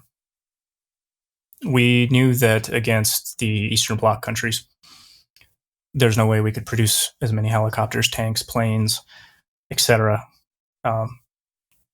Economically, they had more scale, and they could crank those out in way bigger numbers. And if there was ever a mass invasion of Europe, there's no way we could keep up. So the United States switched to a different strategy that was, we're going to make weapons that we can strike from anywhere on Earth in a short amount of time with such precision and such strong force that you're not going to want to get in a fight at all. Because the first week of that fight isn't going to be fun for you. Exactly. you're going to mobilize your tanks, and by the time you've mobilized your tanks, we've hit this and this and this and this and this with such precision, and you didn't even see us coming, that it just ended up hurting you. I wonder how you see that changing too, because that's something I've thought about a lot recently with the full invasion of Ukraine, which happened 2 weeks, I believe, before we started recording the last episode. So we had some takes. I think from what I read, they aged pretty well. But the interesting thing with that was we are seeing how much like every war does just turn into a numbers game if you want to win. And I wonder how you think militaries are thinking about that now, because I think the ideal military, it is both. You need to have the ability to strike this facility, that aircraft carrier, this general, this supply hub with precision at any time.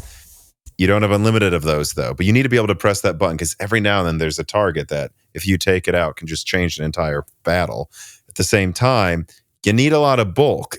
And what is the right way to do bulk? I think people are thinking at this point, oh, it's obviously drones, right? That's what we need to have bulk, that and artillery. But I'm wondering how you see that evolving. Yeah, that's something I had to think about all the time. War is as much an economics thing as it is, having a fierce fighting force. The technological things that give us an edge, strike fast, strike hard, strike precisely, those are almost like there for peacekeeping purposes, right?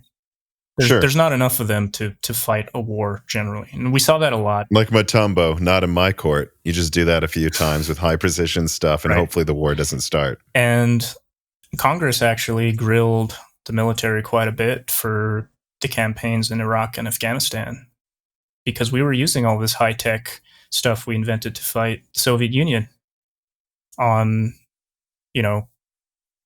terrorist groups that didn't, they weren't fielding advanced surface to air missiles. They weren't near peer.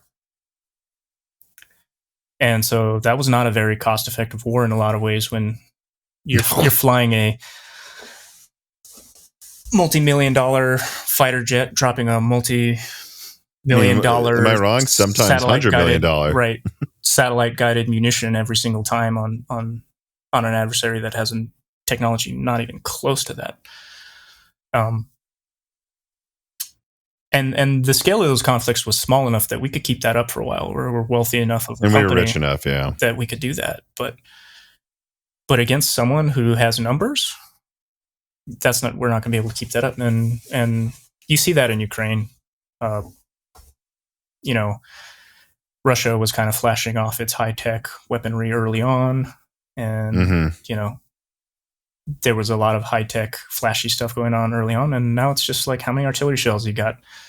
How many drones do you have? It's kind of gone to the lowest common denominator of what's effective and what's cheap. So a lot of the DoD tactics in recent years is trying to move away from these really long, rigorously planned programs and try to do stuff, quicker acquisition cycles, more COTS off the shelf type things to get to the battlefield fast. Well, it's a hindsight 2020 thing, but I can just tell you right now why Iran and North Korea ended up being the ones to supply Russia. They actually did have to be self-reliant. Russia said they were self-reliant. They were not self-reliant. They used all Western kit to make their stuff and put a little RU stamp on top. It is all American stuff. Iran actually had to do it because they were sanctioned. So it's one of those things where you look back and go, yeah, that is crazy. But you also go, why couldn't we have guessed that? I mean, they're the only ones who actually do make their own stuff anymore. Exactly. So that kind of just circles back neatly into this talk of globalization and how do countries fight wars now. And it's very complicated now, how intertwined supply chains are. And it genuinely takes a globalized economy to produce the most advanced weapons, for the same reason it takes a globalized economy to have the advanced technology that we have at all, right? Even in the civilian sector. And when that goes away, what are you left with? And I don't think anyone's really prepared for what if when the United States runs out of its high-tech weapons, what are we left with? When China runs out of their high-tech weapons, what are they left with? When Russia's, and that's what's on everyone's mind is what happens then. I don't know. That's a hard problem. And the CHIPS Act is trying to shift as much of that supply chain globalization west as much as it can. So in the event that China or any suppliers in the Pacific region become impacted by some kind of conflict and those supply lines are compromised, that we still have as much access to that technology pool as we can. Carbon Cry writes in and he says, I've long held that the CHIPS Act and other onshoring drives weaken U.S. security.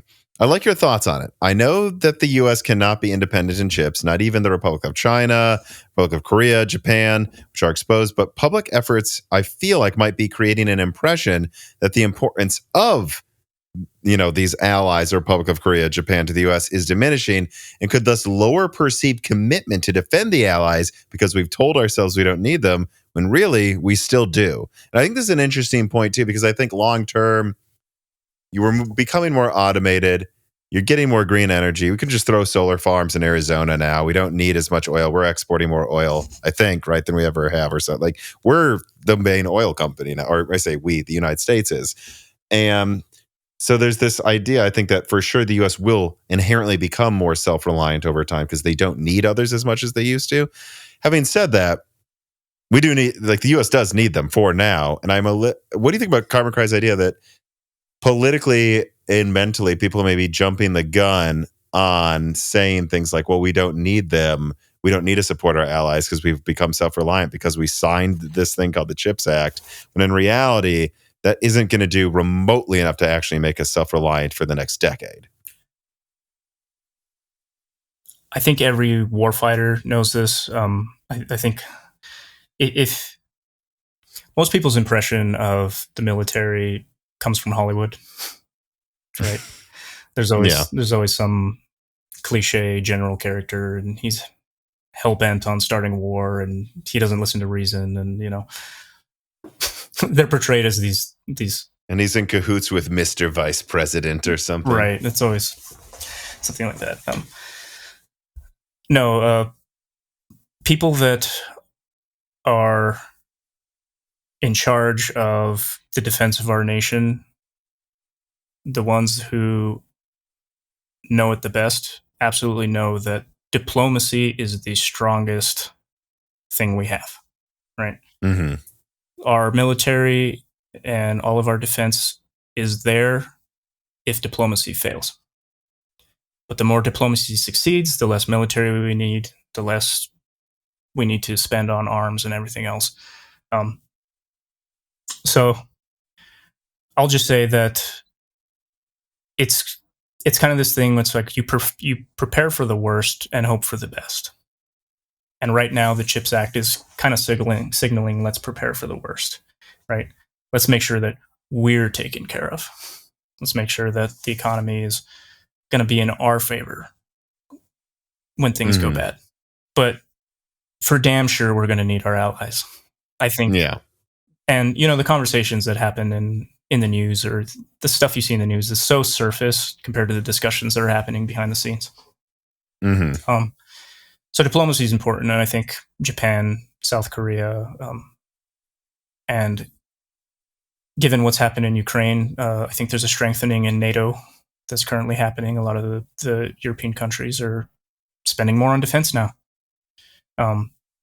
That's a good position for the United States to be in, having strong diplomatic ties with those countries and with those countries spending more on defense.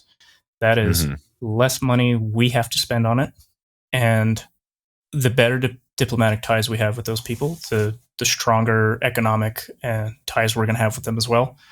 And so those two things are linked. And we don't have strong economic ties with countries we don't have good diplomatic ties with. You see that kind of at the brink with China. It's like the opposite. Yeah. So I would just say that the CHIPS Act, it's a little bit of let's prepare for the worst, but I don't think that means we're throwing away our allies. I think we absolutely need that. And what you see in the media is just such a narrow view of the entire diplomatic landscape that you're never going to be privy to unless you're directly involved with it. It's so complex. Yeah, I do just wish someone could just like go into Congress though and like give some talks where they're like, well, how much is the CHIPS Act? It's like 60 billion or what was it, 50 billion? Yeah, it's tens of billions. Yeah. And and they go, well, so isn't that enough to make us independent? And it's like Samsung's worth like almost 400 billion, motherfucker. No, it's not. Like we need them. We need this heatsink company in Shenzhen that actually makes all of our heatsinks still, it turns out. Like, we need all of this others. Like, this is not a 20, 50, 100 billion thing. Like you need to replicate multiple Fortune 500 companies to have it all be in the US. That's not going to happen in even a decade. And so it's like, I just wish someone could explain that to them and go, yeah, it makes us more secure, but it's like it's not secure. You still need all these allies that make all this stuff and not allies that actually make half our stuff. Right. I mean, these countries that we rely on for our supply chains have been investing a significant amount of their GDP into it for decades. So like, of course, $80 billion or whatever is not gonna foot the bill. Yeah. And a lot of times what happens too is when there's a big pot of money in defense and the CHIPS Act is worded so broadly that it could cover almost any aspect of the military, it becomes a matter of committee, right? I think there was an organization or some kind of office that was stood up for the CHIPS Act, if I'm not mistaken, that their whole purpose is to basically hear proposals and disperse the money. That happens a lot. There's a high altitude balloon over North America. Let's get a committee together. And how do you solve it? That committee disperses money. Yeah. That is what the government does. Signs checks. That's really the only thing they can do, if we're being honest. Right. So whether that money's being spent properly is going to come down to what those proposals are and how much that committee finds weight in whatever national security argument that whoever's proposing makes on them. Mm-hmm. And then, of course, there's going to be political ties behind the scenes of, I want to make another 1,000 tanks in Ohio. Okay. Well, I guess that'll also be part of our Air Force initiative somehow or something. Right. So it's definitely not enough money to do all the things we want. And it's probably not going to get dispersed in a way that's the most well thought out. I mean, people are human and it's a human process of hearing proposals and finding criteria to weight them and like how it's impossible for any one person, if you just look at the objectives of the CHIPS Act, to say I'm gonna create a fair quantitative scoring criteria for how I dispense this money. So I don't envy those people. I think they have a hard job, and they probably have a lot of people putting pressure on them to favor one proposal over another.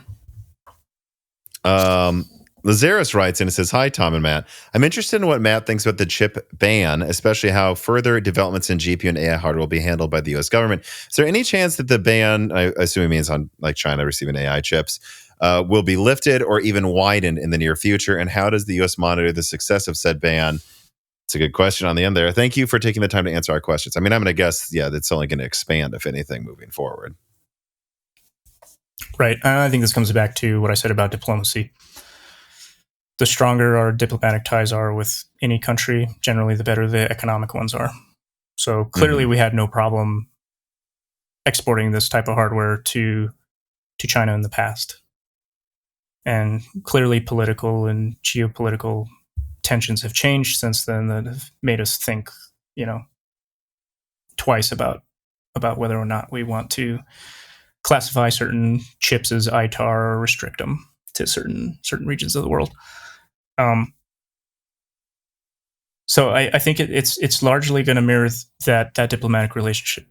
If it continues to get better with China, I think we'll ease up. If it continues to be a little shaky, I think we'll continue tightening up on on what we ship out there.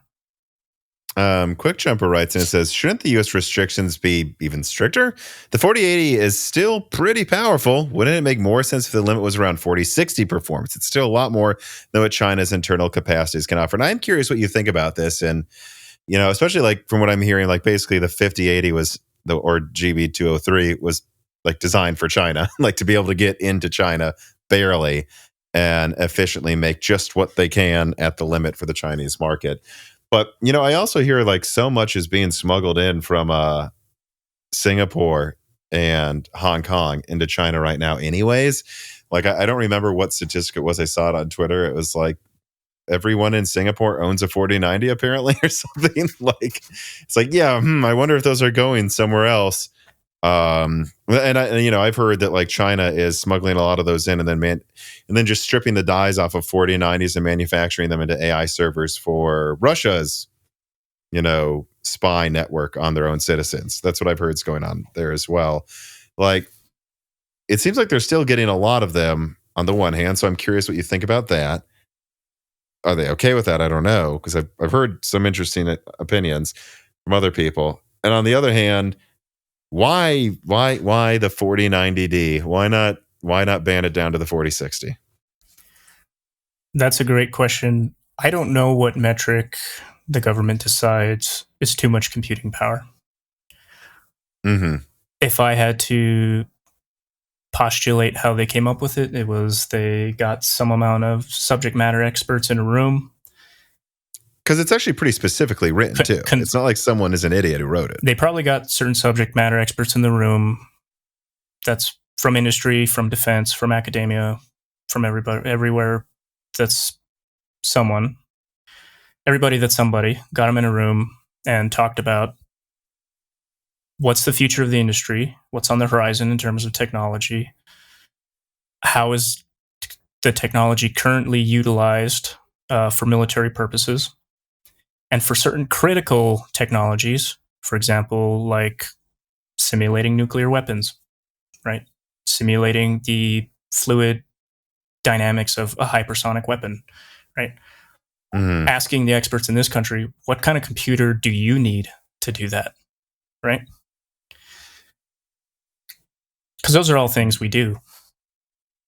Those are the things that we use supercomputers for, right? So I imagine they sit down and they go, yeah, I would need a computer that can do this many operations and has this much RAM, and that's what would help me develop the next generation of weapon for the United States. And that kind of sets the bar for, okay, well then what do we need to limit going into China or whatever country to keep them from making that progress? And it may not to stop their progress, but at least make them limit their capability so much that whatever they produce is at a much lower quality or fidelity than what we produce. No, it's getting pretty late, so maybe I'm just tired, but I want to throw this conspiracy theory out at you that I thought of just now. Do you think there's any part of this where, well, I guess this would probably, well, no, do you think there's a part of this where they want it to be big enough that China still tries to buy a bunch of them legally, but small enough that it's not that strong, but enough that like maybe their warehouse is just bigger, so if they needed to target, it'd show up like a sore thumb on a map or something because it's twice as big as ours? Like, you see what it kind of, do you think there's a certain degree of this where it's like, well, if we completely cancel it, they'll find weird ways to do other stuff, but if we do this, maybe they'll still play ball and then they're just easier to track? Right. I saw one question that was submitted that had to do, that's related to this. It might be a good one to bring up, about Risc-V and ARM and how that relates to national security. Well, yeah, I think I was going to skip it, but go on. Like, do you see the US government using Risc-V and ARM more over the time? So Risc-V is interesting because it's kind of an open group that vendors can join. And, you know, there's architectural designs in there for GPUs, CPUs, etc. And why that's attractive in the civilian space of things is because you're not relying on Intel or some private corporation when it comes to security problems, right? Yeah, it's not like AMD fucked up. We did. So at least it's our fault. Right. And because those designs are open, you can go mitigate. You don't have to wait for them to fix it. You can go fix it yourself, right? If it's that bad of a problem for you and they're not building the chips for you, you're building them, right? So you have a lot more control of if there's a hardware issue, you can go deal with it. If you're making Risc-V GPUs, for example, right? And this is just a totally out there hypothetical. All you do with them is game. You're not trying to do AI on them. You're not trying to. It's just pure graphics. Security flaws are not at stake, or put nothing at stake for your company. They go, oh, this Risc-V GPU architecture has some security flaw, and it can execute, arbitrary code and whatever. You as a company can then make that decision of, well, I don't care. My chips aren't deployed in anything that are security sensitive anyway. So it's not a big deal to me. I can just keep producing my chips as is. Then another company that maybe also uses that architecture from Risc-V goes, it is a problem for me. I don't have to wait for Risc-V to go fix it. It's an open design. I can just go in and the next iteration of my chips, that's fixed. Whereas if you're relying on AMD or Intel or Nvidia, and there's some kind of flaw like that, you have to wait for them to fix it. I can't imagine how powerless some people felt when that happened with Intel too. And that happened 2 more times that year. And they're just like, I guess we have to take it. And you almost have to take them at their word that they fixed it too, right? Yeah. How do you know that it was fixed to your satisfaction, or it was just some little Band-Aid fix, or, So that is valuable to both the civilian space of things and nation states, right? If you are worried about an adversary nation basically putting bugs in the hardware or the software that they're exporting to you, then Risc-V is attractive to you because you can go look at all of it. And Risc-V as an organization knew this. They moved their headquarters and operations to Switzerland, knowing that if there was ever some kind of conflict, that their goals as an organization would be compromised for the sake of whatever national security of whatever governing country that they were operating in.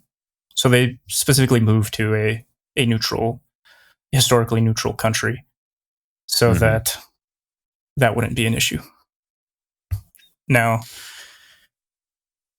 if you look, right, I would suggest though, like major servers are still going to probably try to just buy the fastest chips. You're saying for like the things that have to be secure, that's probably going to happen a lot more.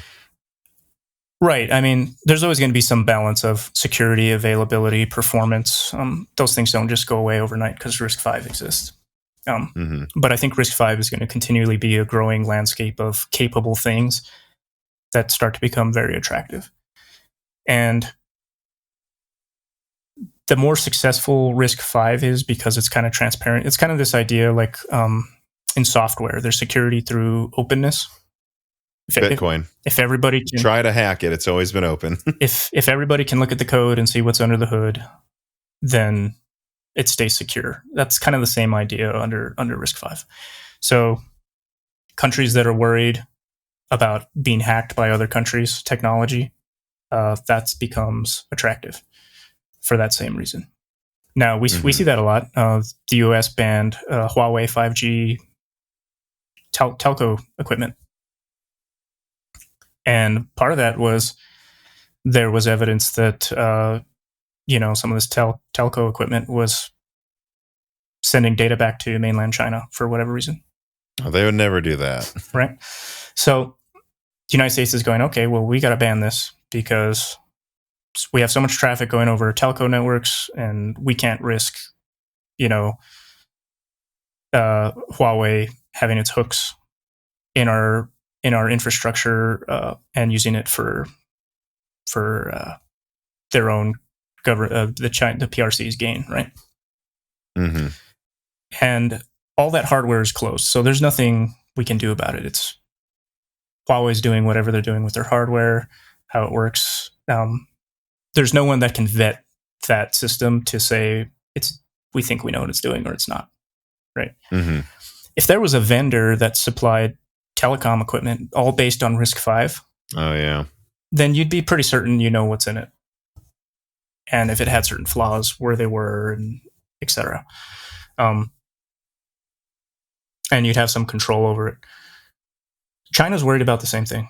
You see them divesting from using American technology as well. They're trying to go all in on their domestic chip making, and I think they said they're dishing Windows, and they're going to use their own homegrown, in like government computers, use their own Linux stuff.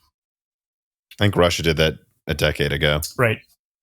So it is in a nation state's interest to not only be aware of certain exploits in software and hardware to exist, but to leave them there purposefully.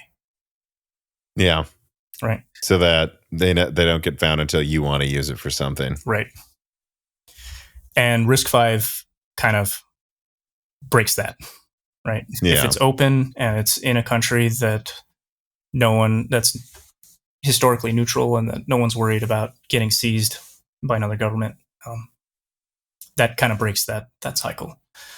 So Risc-V is kind of a disruptor in the national security sense for that very reason. No, that's interesting. I do want to ask one question that hopefully will end on a more lighthearted note compared to some of the more serious stuff we've talked about. Lazarus writes in and says, I'd like to hear Matt's opinion about military technology and use for development that will trickle down to the masses. Is it AI, or is there any kind of tech dark horse that civilians typically don't know about or think about that may fundamentally change our way of living that will come from the government, much like how GPS or the internet did?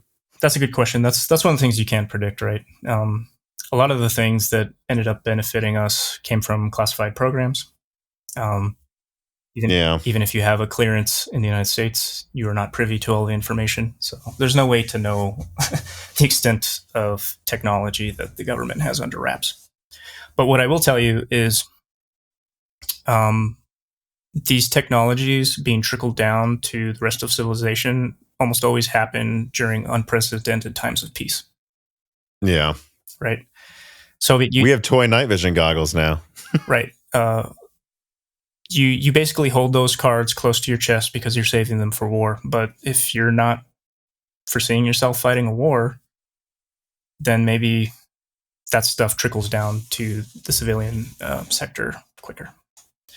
And I see it a little bit different too these days because acquisition and government's changing a lot, and it's moving more toward rapid acquisition and things that are ready. Is that the civilian sector is offering gifts the other way? I was gonna say, because like I would say the most recent one was drones. Like the government creates drones, cheaper ones come to civilians, but now they're going back to the government too. Mm-hmm. Yeah, that's it, and that's a great example. And the amount by which just civilian technology, it's always been the age-old problem of how do you decide what's a weapon? How do you decide what is material and what's not? And it's material with an IEL, not an IAL. You can use a shovel for gardening at home, or you can use it to dig a trench, right? If you're using it to dig a trench, then it's for war. This is an age-old problem, goes back historically forever, is what do you consider munitions, right? And how do you limit technology for war? That's always hard. Do we limit drones? Because clearly they can be weaponized quite easily, right? And the economics of it are they're being produced cheaply and in mass, and we're seeing them being used in ways that no one ever imagined for warfare. I bought like a $150, $200 drone for fun a few months ago. And the first thing I did is figure out how to fly it. And then I was like, all right, now how do I get this to mess with my dog? And then I bought, I don't know if it was $20 or something. It has like a piece of Velcro. It wraps around the drone. And all it is it has another remote You can press a button on. There's a little mechanism that just goes like this. And I'm like, perfect. Now I can drop balloons from my drone on people. and I used it to fly down, and like I attached one of her toys to it. You know, you've seen her in ads, like running around my yard chasing this. Like, actually, she's very scared of the drone. But once I made the drone bring her monkey toy and drop it off, all of a sudden she's like, well, maybe it's my friend. But it's like, yeah, I mean, I used it to drop balloons, which was harder for it to pick up than I realized. I should have thought that they're heavy, and a cheaper drone will have trouble with that, but it could do it. And then but yeah, I mean, that could have just been a grenade. I mean, let's be honest. Right. And the distinction between civilian hardware, civilian infrastructure, and military hardware, those lines are being blurred. If you look at how Starlink was being used in Ukraine, right? If Russia truly saw that as being a major obstacle to their success of their campaign, what's going to stop them from starting to target civilian infrastructure, right? Clearly nothing. So they're probably using it a little bit too. Well, we know they are, you know. So those lines are blurred of where does a nation state's military end and the civilian infrastructure begin, and vice versa. And that's something we haven't really, as everything gets more interconnected, the blurrier those lines continue to get. Yeah, it's funny because it's like, unless there's a toy application for the latest armor-piercing ammo, which I don't foresee that happening, I would argue more of the time now it's the civilian trickling into military, and the roles have finally been reversed.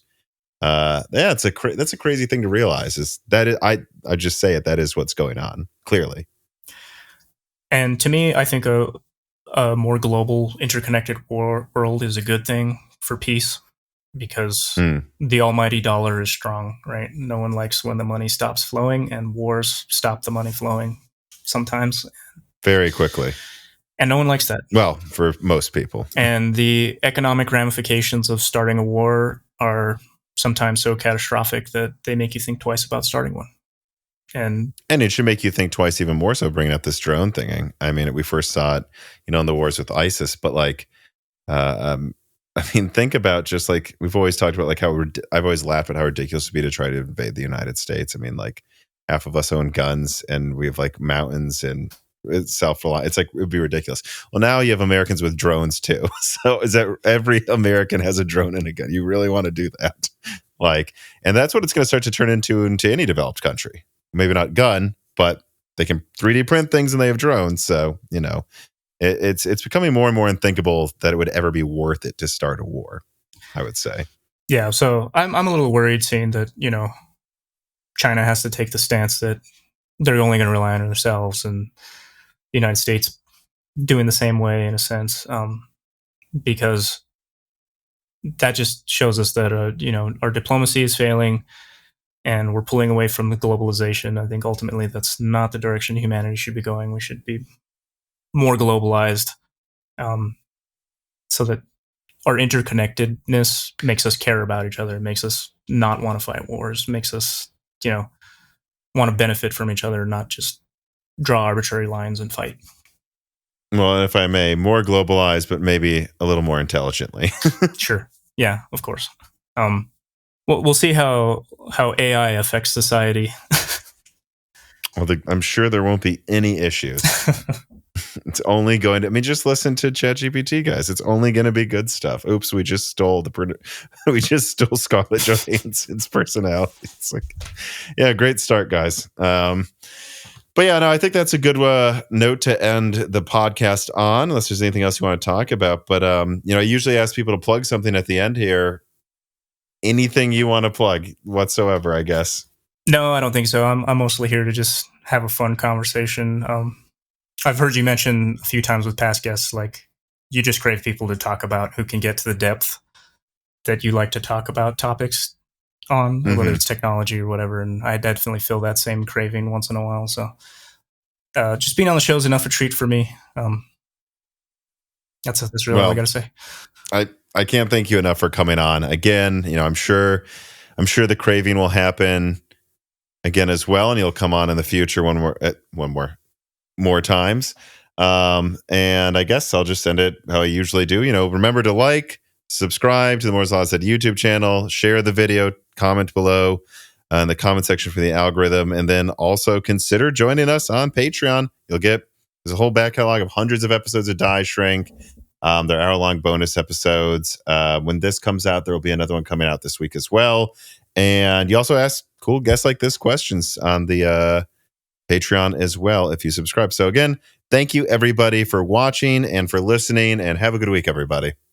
This podcast was brought to you by the YouTube channel and website Moore's Law is Dead. Moore's Law is Dead and Broken Silicon are trademarks of their creator, Tom. That guy is me, and I am indeed the creator, editor, writer, and showrunner of Moore's Law is Dead podcasts, videos, articles, and other media. However, it's not just me. Moore's Law is Dead is a team, with Broken Silicon co-hosted by my brother Dan, audio editing by Gerard Cortez, renders being done by the industrial designer Jean-Philippe Clermont, and special assistance is also provided by Carmen Cry and Carrie Nosugad as well. Find all of our information at www.mooreslawsdead.com on the About/Support page. In the event you do want to hire me for consulting work, hire Gerard for audio work, hire Jean-Philippe for industrial design work, or you're interested in working with Carbon Cry or Carrie Nosugada as well. You can also find our long-term sponsors on that page if you want to show them some love for putting food on our tables. Or you can also mail us some love. You can send letters or hardware donations to the following address: Moore's Law is Dead, P.O. Box 60632 in Nashville, Tennessee, zip code 37206. Although, to be honest, the best way to show Moore's Law is Dead some love is to support us on Patreon. Patrons are what makes Moore's Law is Dead content truly possible. Every month, and really every day, depending on who you're talking about, me, Gerard, Dan, and Jean-Philippe are working tirelessly to provide a steady stream of content that we could not keep doing unless we knew the work was possible without being reliant on sponsors dictating every little thing we put out. Don't get us wrong. We love our sponsors, but we love directly working for you, our fans, much more. If you have any extra money, even a couple free dollars a month, consider supporting us directly on Patreon. Those couple of monthly dollars will get you access to the exclusive podcast Die Shrink, voting on subjects of future podcast episodes, the ability to ask guests questions, and of course, access to the Moore's Law is Dead Discord full of like-minded people who I am sure would love to meet you. I am one of them. Additionally, higher tiers get access to early, ad-free episodes of Broken Silicon, the ability to ask questions in all Broken Silicon episodes and Loose Ends live streams ahead of the recording, and the entire back catalog of Moore's Law is Dead podcasts, in addition to having thanks in the credits of videos and podcasts depending on the tier, with other perks available as well. And hey, if you cannot afford to support us directly every month, please do share Moore's Law is Dead videos and podcasts with friends and family, and on social media and websites like Reddit, and give Broken Silicon a 5-star review on Apple Podcasts or your preferred podcast app of choice. All of this does really help us so much. But like I said, this podcast would not be possible without the patrons directly providing predictable and reliable support every month. And so now it is time to give a personal thanks to the greatest of the fans. The following supporters are at the 10 gigahertz or higher supported levels: Brad Medlin, Drita Foles, Z Jits, Daniel D, Aaron Close, Jen Rauner, Deke, Nicholas Buckner, Daniel Hyde, GZ Ziggy, MJB1, Hardforum.com, SNES Chalmers, Jem Ferreira, Valcom Alev, Jensen Wang, Gregory Sacker, Sark Castro, Evan Dingle, Chris Rich, Compressed Earthblocks, 3DS Boy 08, Hal Buma, Shredbird, Toka, Greg Wanchek, Holden Mobley, Sammy Malas, Benjamin Cannon, Jonathan, Jordan Simkovic, Julian Leak, The Boss Haas, Blake, Franco Frederick, Jake223, Jake Martin, Slicky, Stephen Hart, Meat and Pork, Tim Robb, Ian Clifford, Chrysantine, Travis Gooding, Christopher A. Butler, Mad, Zutsu Taylor, Stephen Coates, Neither Zink, Michael McGee, Greg, Patty Cakes, Amiable Chief, Tommy, Mark Mitchell, Ishud, Mark Rainmaker, Ames Anderson, Cole Attic, Jensen N, Cameron, Wesley Sager, Henry Shang, Michelle Pell, D31337 Antics, Hexa Puma, Reginald Ari, Tika Autumn, Jamie Witters, Jeff Settler, Loophole 35, Windstar, JSMMH, James I, Raider, Corey Leonard, Little Germany, Shay, Milton, Pulse Media, Melodic Warrior, Dave Schultz, Mac Daffy, Stephen Dick, Chuck Glennon, Brett Jones, Mai Sharona, Austin Haggerty, Justin Bustle, Joefoot, Brian Scanlon, Winwing, Hardland, Slushball, Jensen Angima, Joseph Kelly, Himsa Gung, Tails2299, Mil Valverga, John Sisyphos, 7771, The Forbidden Juice, RB Racer, AC, Brian Wright, Michael Cozy, Dr. J. Matt, Alex Vega, Free D, John Swin, Jola Martina, Kikum, Albert Gun, Solarized, 80, Matthew Marlowe, Time Unveiled, Hoodat42, Penta Winter, Rowan McKicky, Cornster 671, Sprutnik, Jeffrey, Gentleman, Angel of Cake, Omega Doge, John Wick Boomstick, Nick, Scizomania, Curry King 3, Zombie Killer 777, Porcelain Oats, and of course, thank you to Sahara for the music.